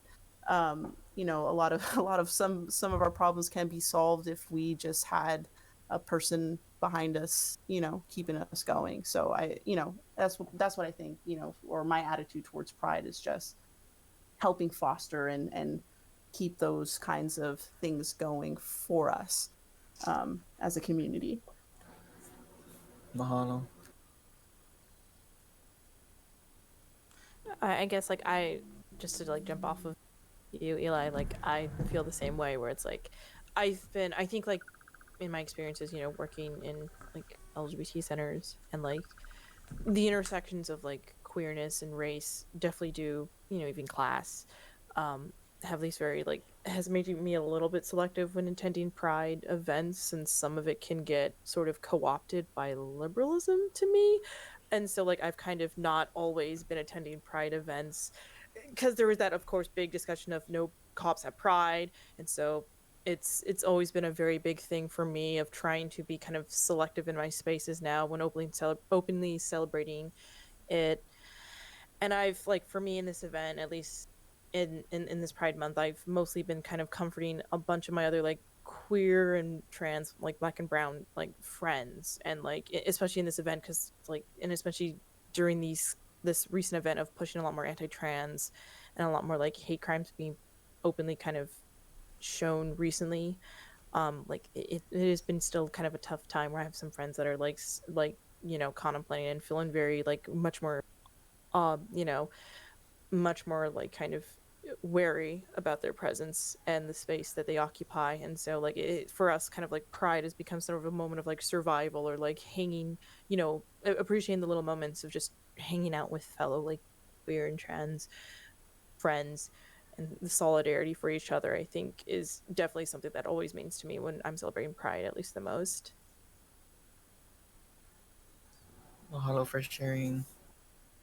Yeah, pride, like, to be honest, I'm definitely like newer. Like I said, I was raised in a time which was a bit, it's always been anti-trans, anti-LGBTQ plus in colonial places, but yeah, it's been I've come to this like later. I think, like I said, I didn't have much recognition of anything, and so I haven't really been to many actual like physical pride events. And COVID-19 has made that, we have a lot of immunocompromised people around, so that's been, yeah. So I think this one might be the first like formal. Probably should have done more, but this is probably the first like specifically LGBTQ plus queer event that I'm trying to put together. I want to do more. But yeah, it's just kind of about like having community. It's kind of like the Indigenous thing, which is like, I was the only, I felt kind of lost, in a lot of places. Like, what is Hawaiian? I don't even know what this is. But it's like, we're just a coloring book worksheet in high school with a white teacher, like as you were saying earlier, and like I kind of don't know what I am. But connecting with more people, it's part of why I wanted to connect with you folks as well. It's kind of like having a bit more people who are sharing the same struggles. And so similarly for LGBTQ plus people in Pride, it's just kind of like, yeah, trying to build some kind of community. Even like most of the stuff we do is digital, but even just whatever conversations and events and things that we can do to keep existing. And I think like existing publicly as well is like so important, because I've like said I'm like non-binary, and like I would often like I've been streaming in gender fluid ways. I used to actually I would change basically halfway through the stream a lot of the time for like multiple years, but I haven't like been as public and open about it. So I think that part's important too, because like queer people, it's just they've always been here and will always be. But what the right, I would just say what the Western civilization, but what certainly the right and anti-trans groups would like is for everybody to disappear, right? And so that's kind of like an important component of it for me. Yeah. That's why I'm like, I don't know if I should post this, but I'll just be like, I like just like posting random pictures of me being gay or being mahu all over the place, because and talking about it because then people, it's like even for some of my family members, like they were like, wait, what is Chris? Chris is what? Some of the older family members and in-laws are like, what is this? But then, because some of them might have been like willing to kind of go along with, oh yeah, the trans agenda, they're grooming all our kids and oh, it's terrible. The queer people are very dangerous and they're ruining Western civilization, and we should, they start moving in that direction. But when they see like me and it's like their nephew or their son-in-law or their former son-in-law, let's say, now is your mahu-in-law, is now they're like, oh wait, that's like my grandchildren have a parent who is a queer, one of these people is a trans person, is a non-binary person, because they're like, what? And so they have to kind of question it, because do you want to ever talk to your grandkids again? You better start thinking about the kind of ideology that and the sources that you're listening to, because you're not. It's kind of like that actually was like not that's not a threat that we made, but it's kind of like your son-in-law is not a straight cis person, 50-year-old person. Anyway, I think that's important for me. Mahalo. If anyone needs to hele and hop off, by the way. Thank you. I do have to hop off, but this has been wonderful. Thank you so much, Eli. And it's Kamanaki? Kamakani. Thank you so much for sharing your experiences. This has been a wonderful panel, and I definitely enjoyed my time. Thank you so much for sharing your experiences as well. I really, really appreciate it. And please do what you need to do to take care of yourself. It was lovely to meet you. It was lovely to meet you all. And thank you so much, Silver Spook, for inviting me. Yeah, no, I'm so happy that you come. Take care. All right. Have a good one. Bye. All right. Thank you. Okay. But yeah, I didn't set a time, so it's kind of like however long we go. Probably like half an hour for me is gonna be probably I gotta be out of then. By then, that'll be about 2 hours. So also, Eli, I just want to say, like, sorry, I'm not like I know it kind of came off very. Sometimes I get intense. That's what I do. I'm not like upset with you or something. I just wanted to kind of say that because, I don't know. That's just how I am. Oh no, you're fine.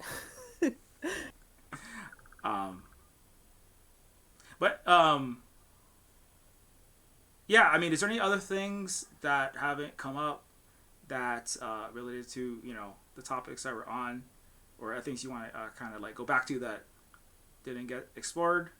As like again, it's like this is just it's been really amazing already. It's just like having everybody here. So I just want to throw it open, since we have like less than an hour. Mm-hmm. Or if you have a question for me, that's also. Well, I would just say to a little bit about like what pride means to me, because I find that there's a lot of different feelings towards it. For me, first and foremost, pride is about honoring the ways in which we're able to celebrate what is pride today. So if we think about the legacy and being able to celebrate pride, first and foremost to me, it's about honoring Black trans women, namely, as well as like queer and trans people of color who have came before us, to be able to allow us to be kind of in this space almost as well, and being able to be in community in that way. Pride to me is so much also about, in addition to celebrating and kind of honoring the relationships that we have to queerness or whatever that looks like for us, is really about thinking how we're, in a way, by existing in these ways, we're also resisting settler colonialism and white supremacy. Because let's be real, pride in and of itself is often very whitewashed in its celebrations and ableist as well. a lot of accessibility to pride in is very ableist in a lot of situations. Um, and for me also, when learning, thinking about like what's to be able to celebrate pride, thinking about like the queer, trans, LGBTQI plus people of color, namely black and brown indigenous people, who have really, who have not only been resisting, because like to be able to celebrate pride, it was about resisting police violence, Yes.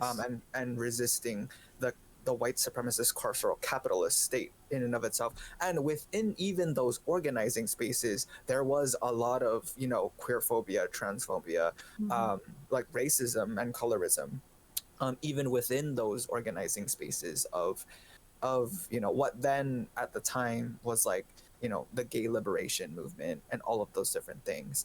um so to be able to celebrate pride, like for me, is not just about celebration, but it is often about honoring like the queer and trans, like um people who came before us to be able to celebrate what is known for that today. Mhm. Because like pride is, you know, I think a lot of times in terms of analyses as well, like pride is often rooted in a lot of white feminisms too. Like white feminisms is in and of itself is a huge thing that is really normalized in terms of mainstream feminism as Mhm. well. Like there are so-called radical feminists who still perpetuate these white feminists sort of ideologies Mhm. without critiquing the ways that like the white supremacist carceral capitalist settler state in and of itself is, its existence Mhm. is the problem, because it is, you know, when we think about things like the values and ideologies of homophobia, of transphobia, of ableism, and these various forms of settler state sanctioned violence come from the existence of the settler state itself, Yeah. because it's grounded in its existence, which is genocide and enslavement. Mhm. And these various forms of those perpetuating of those ideologies are trickle down into not just what we know as systemic sort of transphobia and queer phobia, but then also become internalized and interpersonal in those relationships. So what I think about when I think about pride, it's about honoring black trans women and our like our transcestors and queer um, folks, especially queer and trans, like people of color who are also disabled, and like who have really paved the way to think about the ways of feminisms, if that's how we kind of navigate our worldview. But I think it is also about remembering our ways of knowing and being in terms of Mhm. traditional ways of, you know, in our indigeneity, for example. um Being Kanaka, like having like pride to me is also about like remembering those connections, and celebrating those in ways where we can, in whatever capacity we have to be able to. Because one, I just want to like preface this by saying like I'm not out to my family. I don't publicly present like this a lot of Mhm. the times, because my family like are very like, you know, they're very like, you know, Catholic and like very like have those Yeah. ideologies. And I will just say, so for Spook, you also mentioned like, you know, with like Kalihi being like the large, like one of the most like impoverished places. I'm just gonna come out and say it. I live in Kalihi. I'm from Kalihi. Yeah. I like, that is the ahupa of which I have lived, Mhm. and my ohana has lived my entire life. um so like where I live too is also shapes like what that means to me, because I even recognize that even within like this ahupua'a, I have not even been able to feel, I have not often felt comfortable with presenting the way that I do a lot of times, because it's also kind of just like here in this ahupua'a, there's a lot of like fighting for survival a Mhm. lot of times, you know, like um that these kind of intersections of these things don't often feel relevant. But I just want to say like pride to me is so much more than not just like, of course it's about celebration, but recognizing and critiquing the ways that like pride in and of itself is often used to perpetuate the existence of the settler state, while Mhm. masking the ways that the settler state has continues to commit these forms of violence on like our peoples and to namely Black and Indigenous peoples, but also folks of color around the world. So, um, Well, I but mean that. also, Yeah, yeah. I Sorry, mean go ahead. that's. Oh no, no. That I mean that's fair to say because I mean we don't often talk about um, that while somebody can identify as LGBTQA, can identify as trans and stuff like that, that um, whiteness doesn't leave as well. So you have to Mm-hmm. confront both of those. And a lot of times, you know, especially for POCs or seeing in a lot of discussion and stuff like that, that, you know, some people who do identify within our community still holds on to those settler colonialism ideas and will then apply it to our own members of our own community. So then our, you know, people who are POC and indigenous and stuff like that do now have a double struggle, that they have to struggle with the external racism outside of their communities, but then also the internal racism that deals, you know, that's inside of our community. And then, you know, which then loses the context of those who have, you know, taken the time, the energy, the fight to bring us to where we are today. You know, we're masking and, you know, covering that. But we need to be more active about it. We need to be able to talk about it, and people need to be able to come more comfortable that just because you're part of one marginalized community doesn't mean that you have a total say, you know, with a lack of mindfulness to how we equitably, you know, raise our community up to be better, to be equal to everybody, so that everybody does feel safe in our communities and don't feel left out and don't feel like their experiences are being washed out by one set idea of that, you know. And you know, we need to have more people being able to be comfortable and speaking out about their experiences, you know, as well. Um, because you know we do struggle. Like, you know, I'm the same way as you. I'm not. I have not come out to my family. It's just for me, it's like it's none of their business.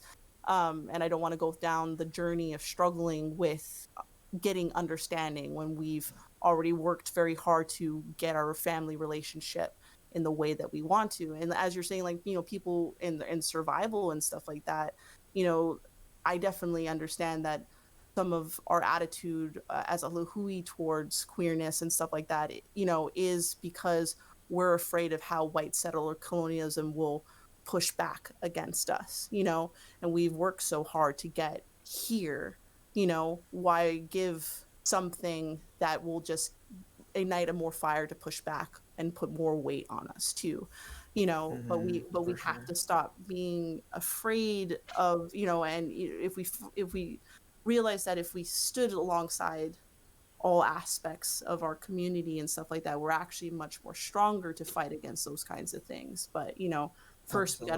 first we got to break the fear and break those those those things that are keeping us from being able to be more open to supporting and uniting Mm-hmm. together. You know, we're starting there. We're getting a lot of stuff. There's definitely, you know, definitely with a lot of the um, movements that have been going on in the last year, we're finding that we're trying to unify, but now we got to tighten those unifications to make sure that all of us together, you know, move Mm-hmm. forward. Yeah. Um, Real quick, if you want to say something else, I just wanted to say thanks to Jam Tune, who is another Indigenous streamer. So thanks for the raid, and Lasu and everyone else who came in. We are talking about Indigenous struggles from LGBTQ plus, and we're actually all this is all native. This is real Kanaka Maoli hours right now. This is all Native Hawaiians in this room. So that was gonna get real. No, um, I know we're not all just gonna do the hula for you. Don't ask that. If there's Oh any, my gosh. in the Silver Spook chat, there's very few people who can withstand me doing what I just did for 3 hours and then still say bullshit in my thing. So don't worry about it. You better not though. But also shout out to Holly, who's my moderator, also my partner here, and Holly also teaches the kids Hawaiian language. So just for something real quick, just just speaking of Hawaiian language in the Lahui, as part of it is we do home school at the Silver Spook Cooperative, but we have if you have to live as Kamakani, if you have to live with the family and the family, you can't be out even to your own family that is also Hawaiian. That's Yeah. such a hard struggle, and that is it's heartbreaking and it's real. And we have the we have the Akua and or I should thank Madam Pele. Madam Pele has blessed us on the Big Island with not incinerating our house for the last several years. So mahalo to Madam Pele because I like to talk a lot about Pele. I have a song all about Pele. It's a metal song. I think Kamakani heard it one time. Yeah. It's all about burning and ripping the face off of every colonizer and incinerating all their houses with fire. If you fly to Hawaii on vacation, I will burn your face off, eat your flesh with the lava that I cook it with, then I eat your soul and I haunt your family. So you better stay the fuck home. Especially, unless you come, no, actually just don't come to Hawaii on vacation because we're an illegal occupation and literally. Anyways, Well, I won't go off on that one. But that's a whole other one. But if you guys want to talk about it, we can. But yeah, go ahead. Yeah. and you know what? Pele's gonna come and go wherever she go, okay? Like for real kind. You're not gonna stop her and be like, oh Pele, go over there, go that direction, don't burn my house down. She's gonna go where she go. You know what I mean? You cannot stop her. That's her mana right there. And a lot of people too, I was gonna say, preface I say Pele, a lot of people think Pele is about violence because, she's lava and she has that mana. But also her mana creates life. You know what I mean? We wouldn't have even Hawaii Pai'aina if it not had been for the creation of the work of her. You know what I mean too? So I just wanted to touch upon that. But I just wanted to go back to something that you mentioned, Eli. I think what I really appreciate about your mana'o is also you're helping us to realize that it's also about Pride is about collective healing and liberation for us as and people in this sort of community, which I think is super, super important because even what you're saying makes me reminded that it is so intentional for the settler state to try to pit us against each other, try to divide us in these ways. But that's an intentional tactic of settler colonialism, and it's been a long tactic used to try to sever our relationships to one another, especially to Black and Indigenous peoples and Black and Brown peoples.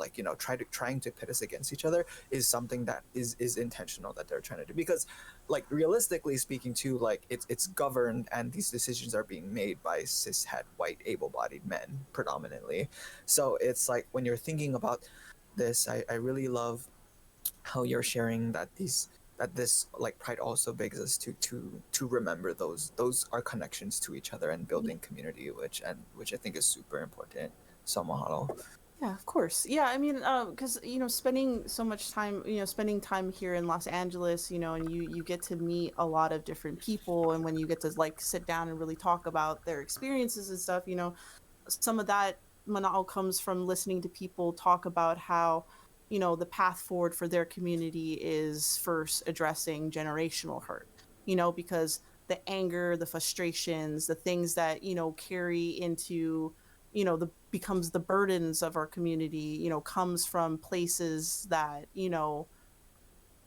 are just, we're hurting, and it's a hurt that just carries on and carries on and perpetuates itself, and it hurts all of us, of course, my tutu has definitely probably experienced violence in some way in terms of practicing her culture, which, in turn made my mother hesitant for me to be doing Hawaiian immersion or making, I had opportunities for Olelo Hawaii to be my first language, but, the fear of not being able to survive in the real world, carried on into my life, which then, the hurt that I experience is having that gap of not being able to fully connect to my culture and my people.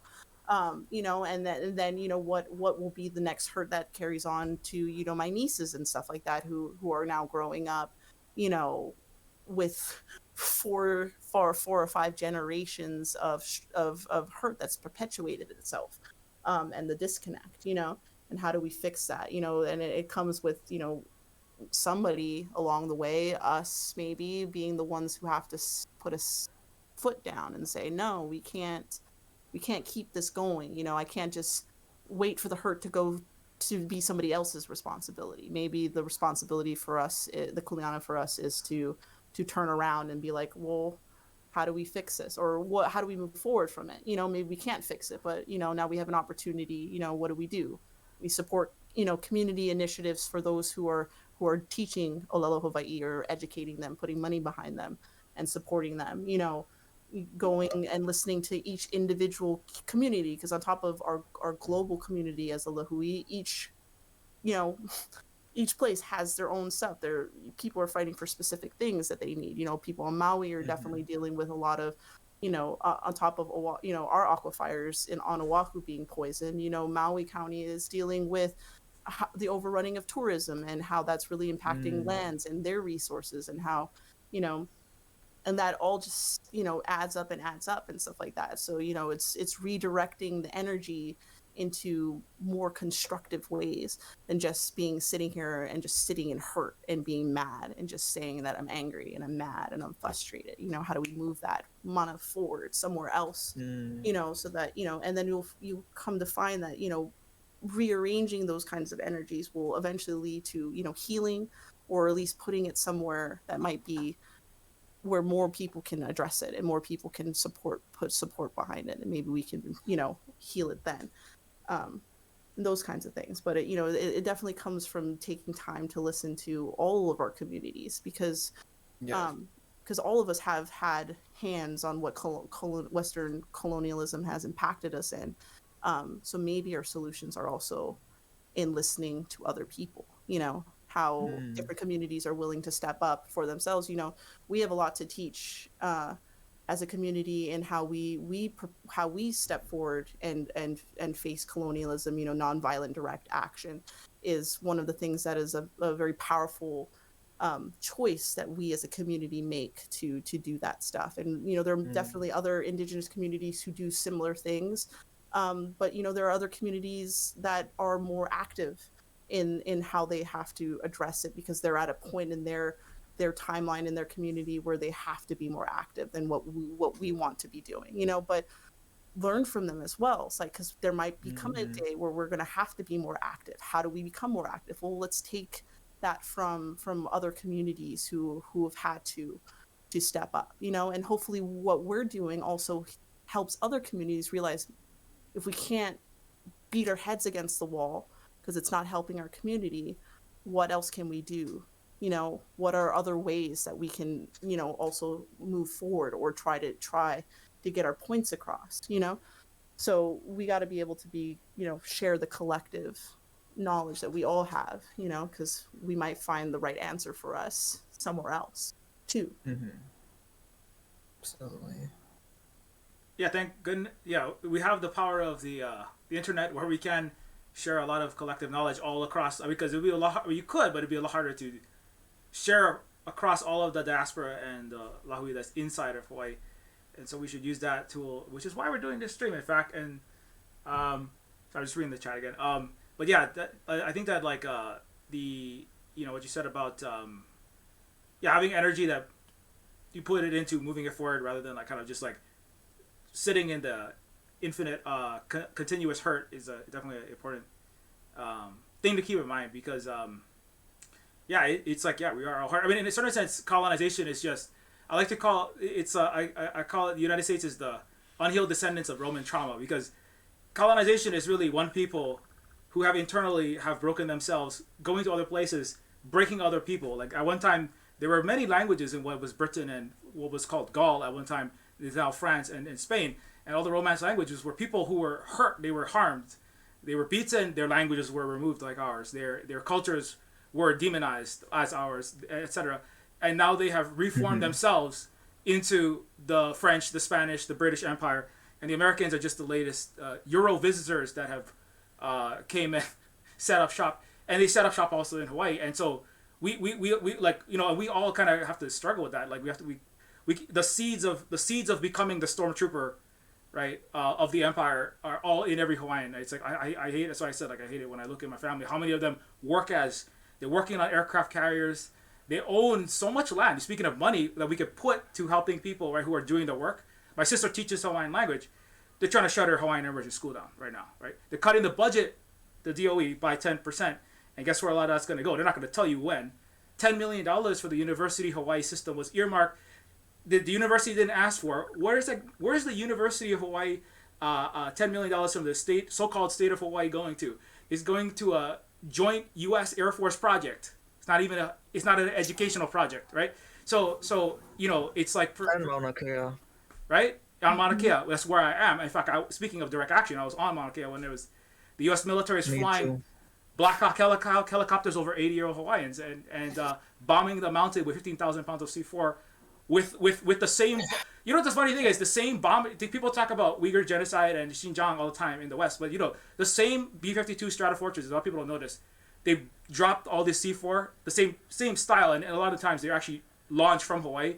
The ones that they're bombing are Sacred Mountain, right? Toxifying that whole area, possibly poisoning this aquifer. You already broke 2 islands, or you're breaking Oahu. You already broke a whole lave, United States. They fly up and they bomb in East Afghanistan. They were doing that, right? Why? And they're talking about how the United States is going to bring freedom and prosperity and rules to the world, and it's like, you know, and seeing Hawaiians that are going like, oh, I love America though because you know they gave me all this money to do what? To go to Iraq and repeat what the United States did to us to them, to go to Afghanistan Right. and do. They're bombing. You are flying the jet, Hawaiian. You are flying the jet, uncle. You flying the jet that's bombing people for the same way that for the same military that landed at USS Boston in our harbor and took our entire country, and you selling that. So that's like it's so hard because, but that's part of the colonization. Like I have like a lot of friends all over the Asia Pacific through some of the action that I've been in, and they all say it's the same thing. Like there's it's getting the native people to self-colonize by going. You can have the bad plantation house. You can be the serf, or you can be the in-house. You know, like even in Japan and Okinawa is another. There's a song. I love this song. It's an Okinawan song for the indigenous people of that area.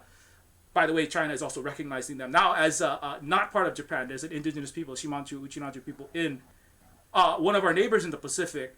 But they have a song that's actually, it's called Asadoya Yunta, which is about a beautiful girl who is being colonized by the Japanese in that occupation of that entire region, which includes Taiwan as well.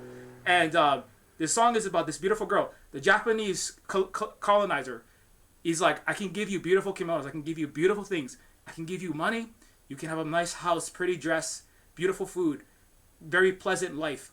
All you have to do is give up your village. Just come to me. Become part of the great Japanese. You can even keep some of your. You can dance a little hula, but you know what I'm saying here. Not she's not doing hula, but you can keep token things about your culture. But just very nice wealth and power can come to you if you just join us. And she chooses to be poor. You know, the Japanese colonizer wants her because she's beautiful. Kind of like the United States, you know, cultural prostitution and Hananike Trask essays. That's what that's about, right? Both physically, but also in terms of the entire island being a woman ready to be taken by a patriarchal colonizer system. But anyway, so the point is that like in this song is actually that interplay between, you know, basically selling out your people for personal benefit, right? Hey, be that cop that's arresting all the Hawaiians, you know, for HPD. You can make a lot of money. What are you gonna do? You just want to be broke and you just want to, well, you want to like just work at McDonald's, or you gonna go join the HPD military, manage one hotel for what? Hilton. You want to give Donald Trump money? Stay at the Ritz-Carlton. You want to give Goldman Sachs money? Stay at the Hyatt. You want to give Mitt Romney money? Stay at any of the Marriott conglomerate resorts. You know, and so like that's when I talk about the economic angle. That's like a lot of it is that we have to, it's difficult because doing this hard work, especially under, as you said, you know, Kamakani, the colonial capitalist, etc. system that is premised upon keeping everybody poor. You know, Kalihi is not just poor because Kalihi people are just lazy or bad. You know, all the Hawaiian and Filipino and Japanese and Chinese people, fun fact, that entire area was burned to ash because that was actually a place where a lot of the non-capitalist cooperative wealth that was built prior to the U.S. occupation, which installed capitalism in the prior to that, the most educated 98% literacy rate, universal health care, first in the world system was in Hawaii. Socialist system that had hydropowered renewable turbines, nationalized high-speed rail, or nationalized rail that was the best, one of the best mass transit systems in the world. The United States put the capitalism there, burnt everything in Kalihi, which was a place where Hawaiian and Asian and Pacific Islander wealth, economic power was centered, and then blamed it on dirty Chinese. And that's why when we grew up there with Kaiolani School, one of the most, I worked in that school. you know, and it's like one of the most unfunded schools, and we, you know, we are living in the ashes of the most advanced indigenous country on this earth in the 1800s in Kalihi, drinking the empire's jet fuel. You know what I'm saying? So it's kind of like, so that reality, like, and it's I don't know, it's a lot. It's like sometimes I talk in this kind of like deep history. I write a lot of science fiction, but you know, but I like to kind of take the history and bring it to the present, because if we see this, you know, again, if you see this just as our problem right here in Honolulu, or just our problem here in Maui, or our problem here as a diaspora Kanaka inside of Los Angeles, or, you know, wherever we are, but also through time, we have to also recognize that, like, the history is here. It's literally, as you said, it's in McKinley with its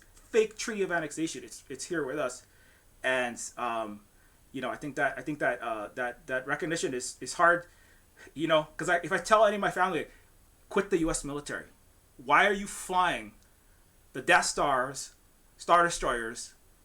Why are you in the Navy trying to shoot missiles in Taiwan right now? I'm making a lot of money. I got a Tesla. No. I got a Tesla. I got family member, Hawaiian. They speak even some Hawaiian language. I got a Tesla with all the Navy missiles I shoot in. I'm in Guam now. I'm making a lot of money. I'm like, what is wrong with you?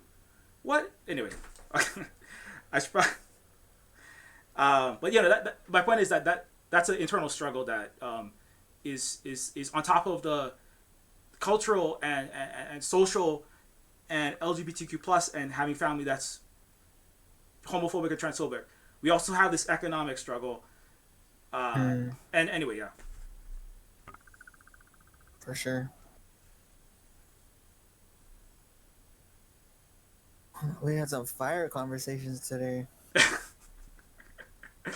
I was gonna wear my red. I have actually like I got this. I got like 2 of these red dresses. I was gonna wear that, but also shout out for also something for Red Shirt Day, but it's not Red Shirt Day.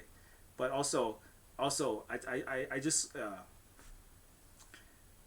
you know, I think it's important, you know, because sometimes people, when they hear it too nicely, you know, they take it, and then sometimes I feel like sometimes I don't know, I do it too much, but sometimes like you got to hear it a certain way.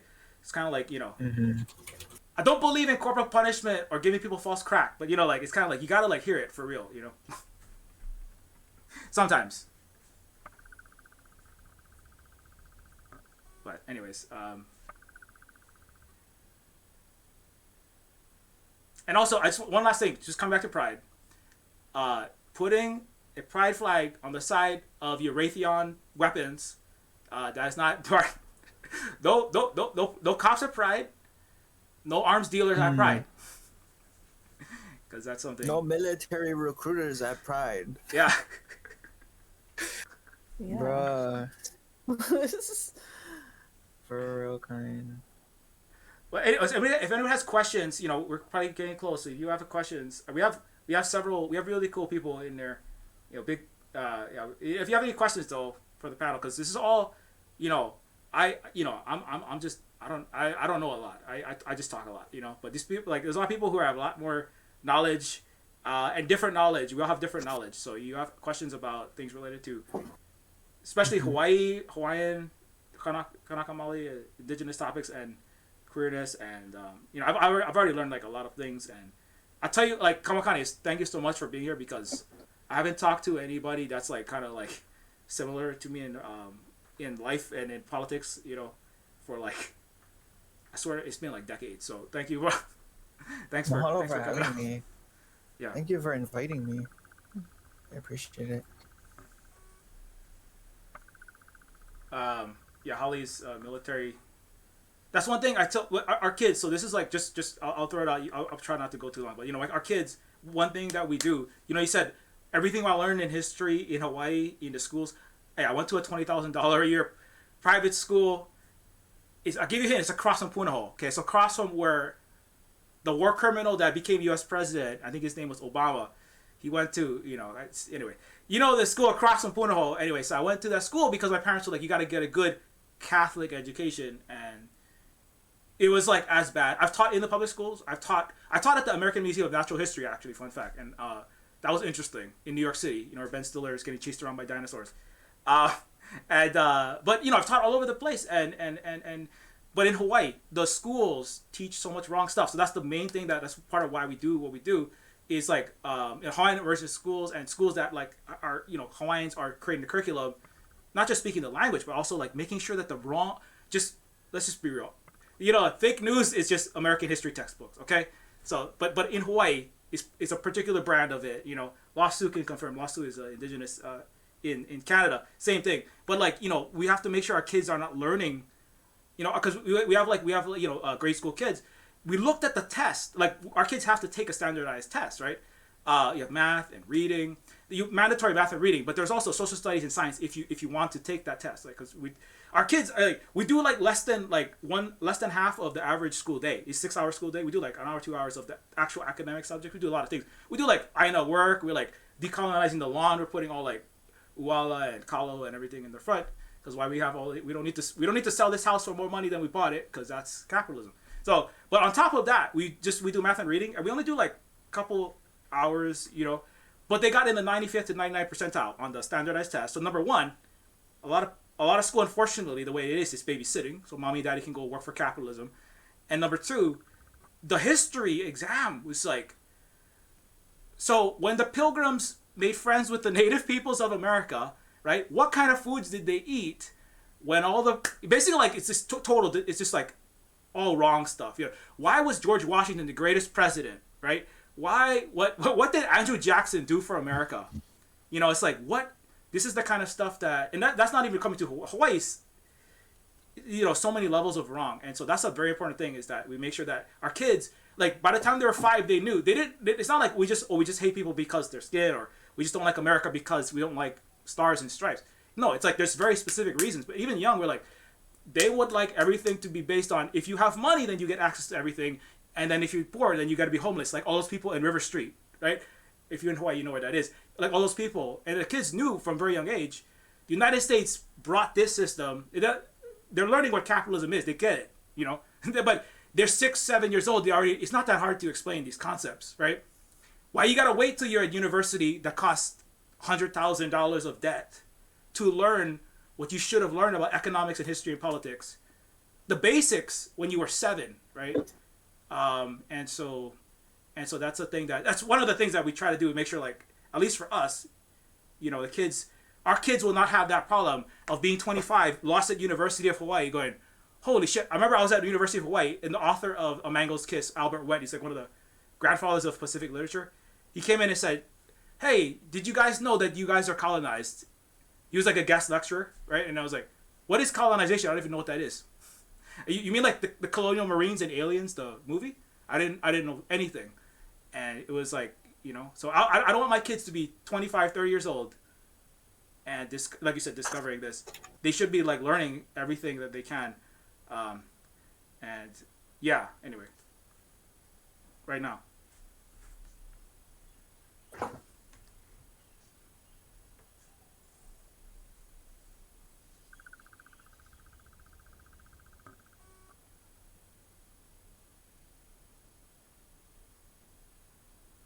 All of that. So I was just reading the chat, you know, like, but do y'all need to wrap it up and? I actually do need to go, yeah, because I do have to prep for the next thing that I'm doing this evening. Oh yeah, of course. Oh yeah. What you need to do. But thank you guys so much for having me. I'd love to talk more with you all in the future and stuff like that, but I got to get moving on my day. But thank you guys for having me. Hopefully we can talk soon. Okay, I'll see you guys soon. All right. Thanks so much. Mahalo. Bye. Mahalo. Shoot, I should have asked. Hey, Holly, do we have what that event is? We have a good number of people who can just drop it in. Yeah, Holly's just in the other room, so Holly can hear everything I'm saying. But yeah, we should probably wrap it up soon. I think that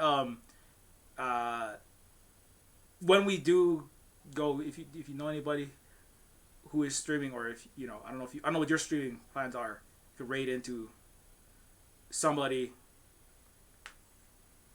that you think might be good? Um, I'm actually gonna keep streaming because I have some things that I want to do after.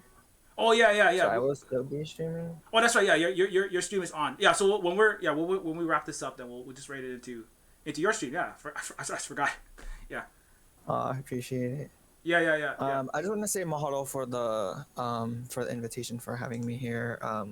Really like amazing conversations. I really appreciate it. Yeah. It's Thank again. Mahalo again for coming on. Like I said, Holly actually said like you gotta. Holly was like you have to talk to Kamakani, and I was like, no, you're probably right. And she was right because it's when you were talking about like basically everything you say is like so close to home. It's like almost we're not the same person, but it's like so but you're obviously a bit younger, but it's like family, like I said, we're like mixed. We got Catholic family, done really not a lot of them not on board with everything from Kalihi, and then and now we're like Mahu, and so it's a very it's just like very important. And like I know it's been tough because we operate from home, so it's kind of we don't we don't do a lot, and then I don't really want to do a lot specific with that side, so it's always good to meet more people that we can talk to. I just wanted to the I was like, I don't know, I was there's so much I'm not thinking about Kali. I'm like yeah, everything. Oh, what, Holly, do you have anything you want me to ask? Because we're talking about all these things. Let me look at the chat real fast.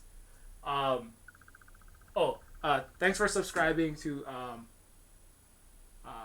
of KA. Because we were talking about all this stuff. Because Holly is actually from so-called Canada. Holly is white, but is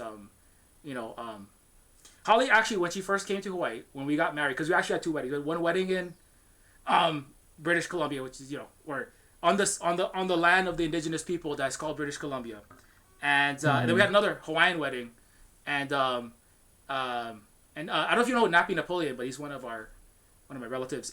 He's a longtime paddler, and like it's inside of our my Hawaiian side. Actually, all my sides are Hawaiian though. Some of them just more in denial of it, but Holly came, and like when she met everybody, they were like, hey, you're she was marrying me, right? But it was like, oh, you're white, but you're basically Hawaiian. You're like Holly, but you're basically what they meant was like, you're not showing up like you want to own the place, or you expect like you treat everybody in Hawaii that's brown or not white as your personal servant, right? Like, tell me how to get to Ala. So that's why Holly's so Holly walked to. Everybody says Kalihi is so dangerous and scary. There are people always saying this, but like Holly walked there to Camp Shopping Center. Well, this is a shopping center in Kalihi. We live right there. We lived in the most scary area. U.S. military people would come and they'd be like, "Oh, I can't go there." I'd be like, "Aren't you trained in people from the Air Force Base and Hickam?" And they'd be like, "Oh, because Holly hung out a few times, and it was like, why are you so scared?" I mean, it's Kalihi. It's a poorer area, but I think there's so many conceptions. Anyways, I don't know if you want to talk about anything like that, but yeah. Well, I just feel like, a lot of people say Kalihi is always viewed it in such a bad way, but this has been the ahu pua of my ohana since I've been born, since before I was born too. So this aina is connected to who I am and what I do. It's always centered on that. And just by the way, I don't know if a lot of people know, but the traditional name of Kalihi is Kalihi Lihi o Laumiha, which is the eyelashes of Laumiha. I guess in a way, but but I mean, there's a lot of in Kalihi, there's a lot of Filipino Pacifica peoples here. I worked in middle school in the area too, just since the end of May and everything. So like Kalihi has been like my home for like my whole life pretty much. And yeah, a lot of people was like, oh, it's dangerous, like, a lot of people like compare it to like being in a very like impoverished area, and there's reasons behind that, you know what I mean. um and then also just like a lot of the things that have like happened here and the impacts of militarization, because in Kalihi there's military bases surrounding the area a lot. I mean, think about Fort Shafter, and then like near the by the airport, you know what I mean, like that's all military bases over there. um so it's like, but like this is my home, you know what I mean, like this is the wow that has fed my family my whole life. And who I, like the Aina that I feel connected to whenever I go into, like even to going back to UH next semester, like, haven't gotten my bachelor's degree from there and then going there for my PhD now. And knowing that a lot of things have changed, I already know I'm ready to fuck shit up over there, because I already know, we already know like UH is like links to like Mauna Awakea and the 30-meter telescope, leasing the lands of like a large like lands. And then also like, UH also has connections to like some of the biggest war profiteers, like war manufacturing companies, like some of the top that have funded like imperialist wars in so-called America. So, like seeing the connections with all of that is just like to lead, like to bring Kalihi also like the Aina to that too. Yeah. Yeah, no. It definitely. Give me 1 second. I just want to read this so fast. Holly got Northern Nice. Turtle Island Spirit respect with yeah, because Lasu is from the same the same Northern Turtle Island, and Lasu is another indigenous person that has been frequently. So thanks a lot for thanks for that support. I always joke, I'm gonna be like, if anybody starts saying Silver Spook is racist against white people, I'm gonna be like, look, my wife is white though. I'm joking. You can't be racist against against those people in particular. Anyways, coming back to what you're saying, getting sidetracked. Like University of Hawaii, I did go there, and please go and fuck shit up. You know what I'm saying? Like, because Oh, I will. it wasn't. I've seen like how it's gotten only worse over time, and like Yeah. like I just like watching all the students just being like so like even just a student just being like so upset with like how things have gone. Watching the 30-meter telescope, this fight that and like David Lasner in collaboration with the governor, the all these oh my god, it's just like so frustrating. And the worst thing is people go like, oh, are they they're trying to suppress Hawaiians' rights and they're violating your culture. Well, you should just like vote the GOP out and put Democrats in. And I'm like, I got this thing. It's like for the last 13 years, every single position, and longer than forever, but every single position is Democrat. And they all support this university, which is ostensibly a place of learning. And that's why there's on Mauna Kea, for people who don't know, there's a place of Hawaiian, an actual place of Hawaiian learning. And actually it really was, because so many people who were like activated and educated on Mauna Kea during this struggle, I think Mauna Kea, the Pu'uhonua, or Pu'uhuluhulu, which is the place that people were gathering, for those who don't know, where we were blockading and doing it was a non-violent direct action in Kapua Aloha, Kapua Aloha. right, to stop an illegal project that was a desecration of the mountain. And some people heard about that, but like the things that happened there was free education. There was also free medical care, and it was also incredibly clean.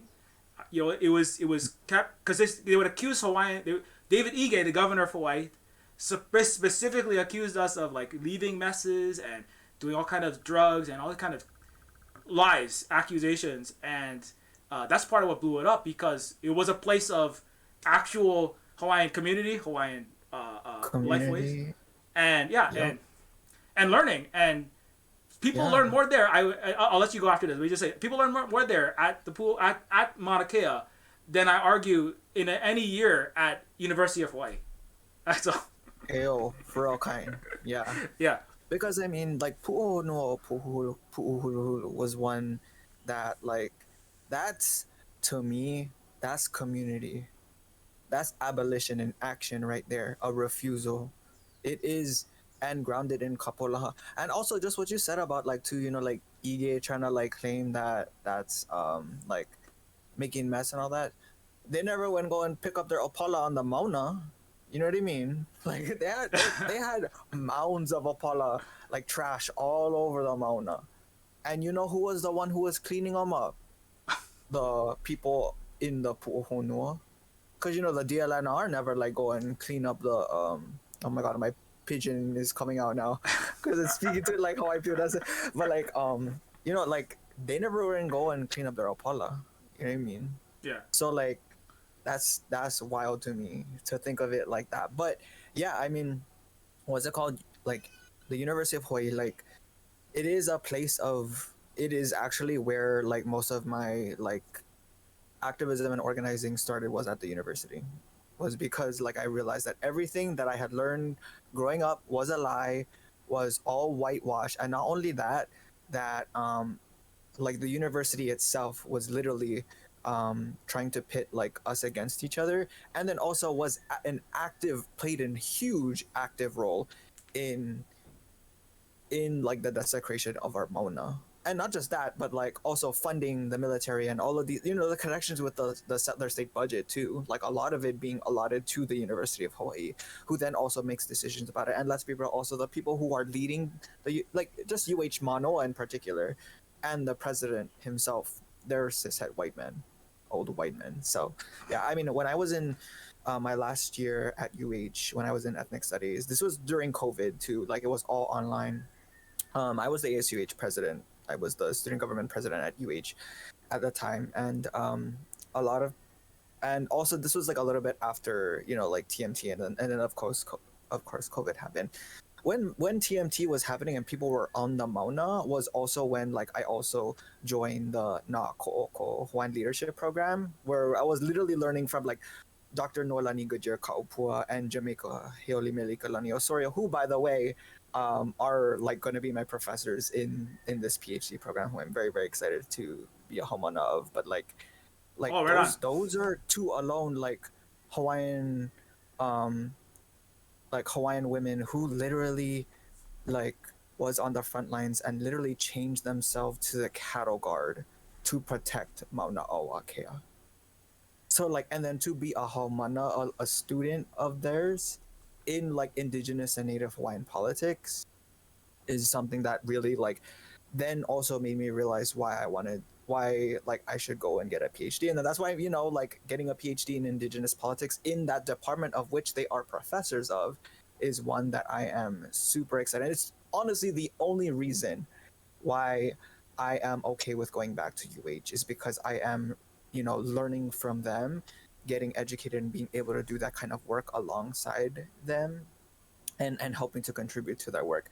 Because we recognize that like even as affiliates to the university as well, like even being students, faculty, staff, professors, instructors, whatever, like that in and of itself like is also when the university is literally pitting you against like their values and is antithetical to your culture and language, and try to like profit off of those things, is one where I cannot abide by. So like that's when I started to really begin like my organizing and activism was like at the university, because especially with Kiaike Kahokani, when like students were organizing on UH Manoa and like doing like hosting like ceremony 3 times a day from UH Manoa and everything, like watching that unfold and then also learning at the same time, and just being like literally like I'm a student at this university who is like who as like a Kanaka is like trying to desecrate, no, I mean who has a long history of desecrating like our aina, because it in and of itself is a settler colonial institution. But like I don't want to go on too much of a tangent because I know we have to hele, but like Oh, I'm just ready to fuck shit up, and I'm excited to go back in August because yeah. I know there's a lot that's gonna happen.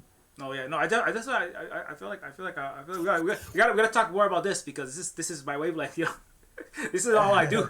Oh, you've been in my stream, so you know. But like no, like for real though. Like yeah, Holly is actually like right now is reading in the process of reading.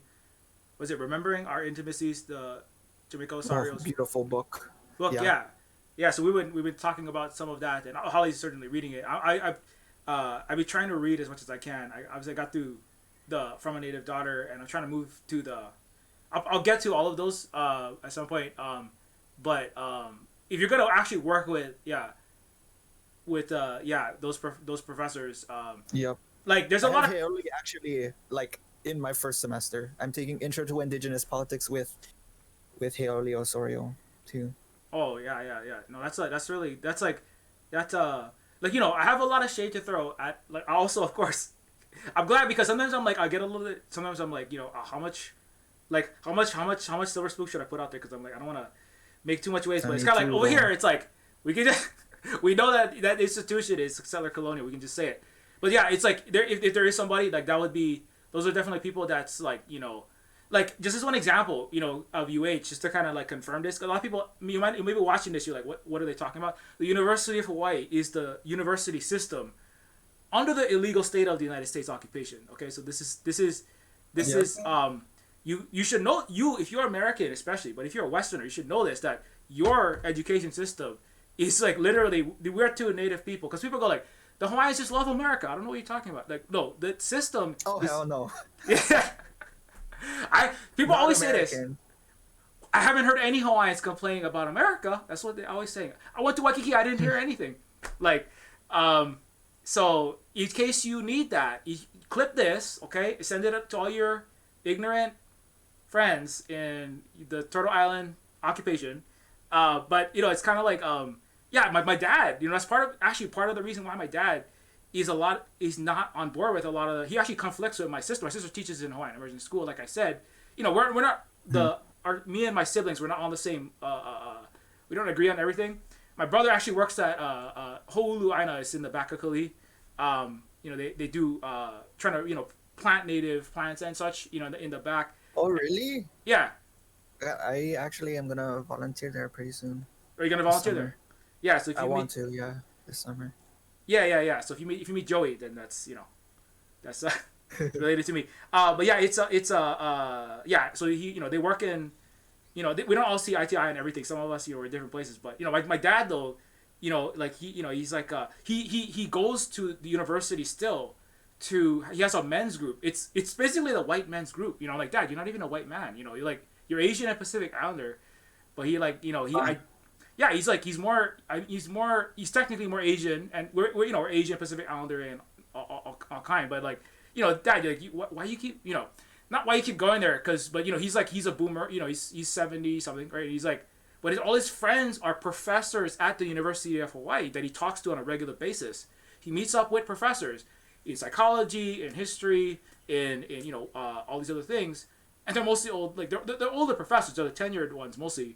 But not all of them. And he just talks to them, and at that the university is like part of why my dad has like disidentified with being Hawaiian in part. You know, it gets reconfirmed every time he goes back there, and you know, I know Big Teal because I actually did one with a Black Power Media, which is aligned with Big Teal, who also works there. Big Teal is also an educator, but is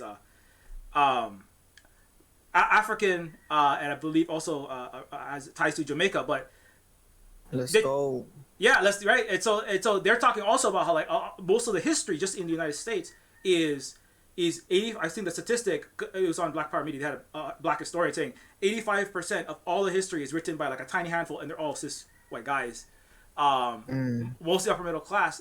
But then when you look at it, well, we are very diverse though, and you can learn about all these things. But it's like how you know, yeah. So again, you're kind of saying like how they're making money, or kind of like making money from Hawaiian culture and this, but actually a lot of what is actually going on there is so crooked, like everything else. And so anyway, so that's why you gotta keep, you definitely gotta fuck this. You gotta fuck shit up. But the reason why I brought my dad up is because him and the other white professors. I'm sorry, the white professors that he has surrounded himself with at the University of Hawaii always complain about the Osorios or Jonathan. Sorry, that's Oh the wait. guy, right? And they're all they do is Yeah. just go like these troublemakers. Same thing on Hanani K. Trask, which is another great Hawaiian leader. They just complain about well, they used to complain about Trask. Now they complain about the Osarios all day long. They just like those Oh my Osarios god. are troublemaking. They're making so much trouble. They're just disrupting. They're radicals. They're misleading all of our kids. That's what they talk about. Oh That's wait. what the University of Hawaii talks about. You know, a Yup. lot of them. And you Anyway. know what? Kumu John is the dean of Hawaii Nui Akea. He's the dean of the Hawaiian School of Knowledge. So, and what's it called? Like, you know what I mean? Again, it's telling. These are, um, it's telling because like if you think about it too, like more broadly in the even just UH Mono in particular, um, there are less than 10 black professors at the university. I think it maybe I don't know. When I was in school, it was maybe six, less than 10, and it's probably still the case. Even in my department, what is it called in the ethnic studies department? There's only one professor, um, who teaches like African American and Black studies, and I built so much like pilina and relationship with him because um, he has been really instrumental in helping me to realize and like be connected to abolition and Black feminisms, which have been super like important in terms of my like the things that I want to do. So I'll just share too, and this is the last thing I'll share if we have to hele. Oh yeah. One thing that I'm really looking forward to at the university, and just this is my personal interests in, I already know, the politics of academia, of translation, and all of that kind of stuff is a whole nother beast to talk about. But like, my interest in terms of that is like the intersections of like Black abolition feminisms and Indigenous Pacifica feminisms as critical lenses for Black liberation and Kanaka Maoli sovereignty in Hawaii. And that's super broad, but that's really central to what I think my um, like dissertation will probably cover. But I'm also really interested, but my particular lens too, and something that I'm still gonna figure it out, but is also centering the missing and murdered Native Hawaiian women, girls, and Mahu crisis, because that's um, something that's personal to my own experiences as well. So like I'm not sure what's gonna happen, but I know also like when you navigate in academia too, you're navigating being peer reviewed by cishet able-bodied white men who are trying to like make decisions about like what you can and cannot say, what should be published, and everything like that. And like even to translating words in Olelo Hawaii, because like in Olelo Hawaii, there's kauna, there's deeper meanings. It's not a monolithic language. It's not a single narrative sort of language. We don't just have like one meaning for something. You know what I mean? Like we have like there's kauna, there's so many different manao and knowledge behind the things that we say as well. So um to close out, like I know if we have to hele, but I just want to say thank you so much for having me here. Like I'm super grateful. Thank you for inviting me, for hosting, and for all of this, because this has been such an amazing conversation, and I hope that we can have more of this, because I feel like like we can have collaborative discussions and stuff like that, because like we could talk about one thing. Every single thing that we talked about today could be its own stream. You and I could, and like other folks could have conversations with. So I just want to say mahalo for the invitation, for having me in this space with you. Yeah, no, yeah. Mahalo nui for coming, and totally, I had that thought. I was like, we gotta have like one stream, like multiple hours for each one. But we do have Enough to. for our kind. It's yeah. You can tell because how Holly knows, because Holly knows Holly knows some pigeon, but when we start talking pigeon, that's how you know, like, Oh whoa. yeah. I don't know if everybody can understand, but it's like, well, one day you're all gonna learn some pigeon, because people are gonna know Yeah. what Hawaii. Anyways, yeah, we definitely have to try to get going. Gotta go eat some food, but we will raid into Yeah. your stream. And Oh. yeah, anything else you want to say about things for people to follow? I guess we're gonna go into your stream, but if you want to say anything else before we close out, I'm gonna get ready to raid here. I just want to say to everyone who's listening, mahalo for um, whether you're lurking, participating in the discussion, anything like that. Mahalo for your support and for your mana'o. obviously, like with like the representation and everything that comes from this panel, we don't represent all perspectives and everything and positionalities and representation. Um, but I just want to say thank you for listening in and moving forward. I hope that we can have more of this. And I just want to, if I can I close out with Oli Mahalo? Oh yeah, yeah, absolutely, yeah. Okay. So this is just for folks. This is an Oli, like a chant we say when we're like saying mahalo, like to give greetings and thanks to people who have been in the space with us. And so, if you know it, please feel free to follow along. But I'm just gonna, it's a gratitude chant basically, in Olala Hawaii in the Hawaiian language, expressing gratitude and mahalo for everyone in this space, and especially to those who have been in discussion in the panelists today, to Eli and Jupiter for their mana'o as well. And it's just like a greeting and saying gratitude. This is also honoring our ancestors and our aumakua, our spirits who are also here with us. So yeah. Hola ia kamakalo ala. Pu ai ke aloha la. Kuka ia kahalo ala. Pavehi mai na lehua. Mai ka ho'oku ia ka halawai.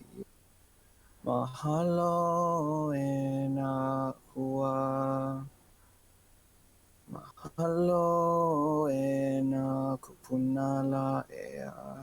Mahalo me ke aloha la. Mahalo me ke aloha la. Mahalo. Hui ho, everyone. Please take care of yourselves. Remember that you are beautiful and you are sacred. Mahalo for Silver Spook for inviting me. Mahalo, everyone, for being here. And take care. Yeah, mahalo, and we will now be a beautiful chant as well, a beautiful prayer, and we will now be raiding in to Kawakani. So if you want like to stick around, of course, feel free to do that. And thanks everybody. Thanks Holly for moderating. Thanks to all of our guests, Jupiter and Eli, and of course Kamakani for being here. And have a good rest of your very very fun and educational, I'm sure, stream in Kamakani. Right. Okay. Mahalo. Okay. Hui ho. Ahui ho. Hui ho.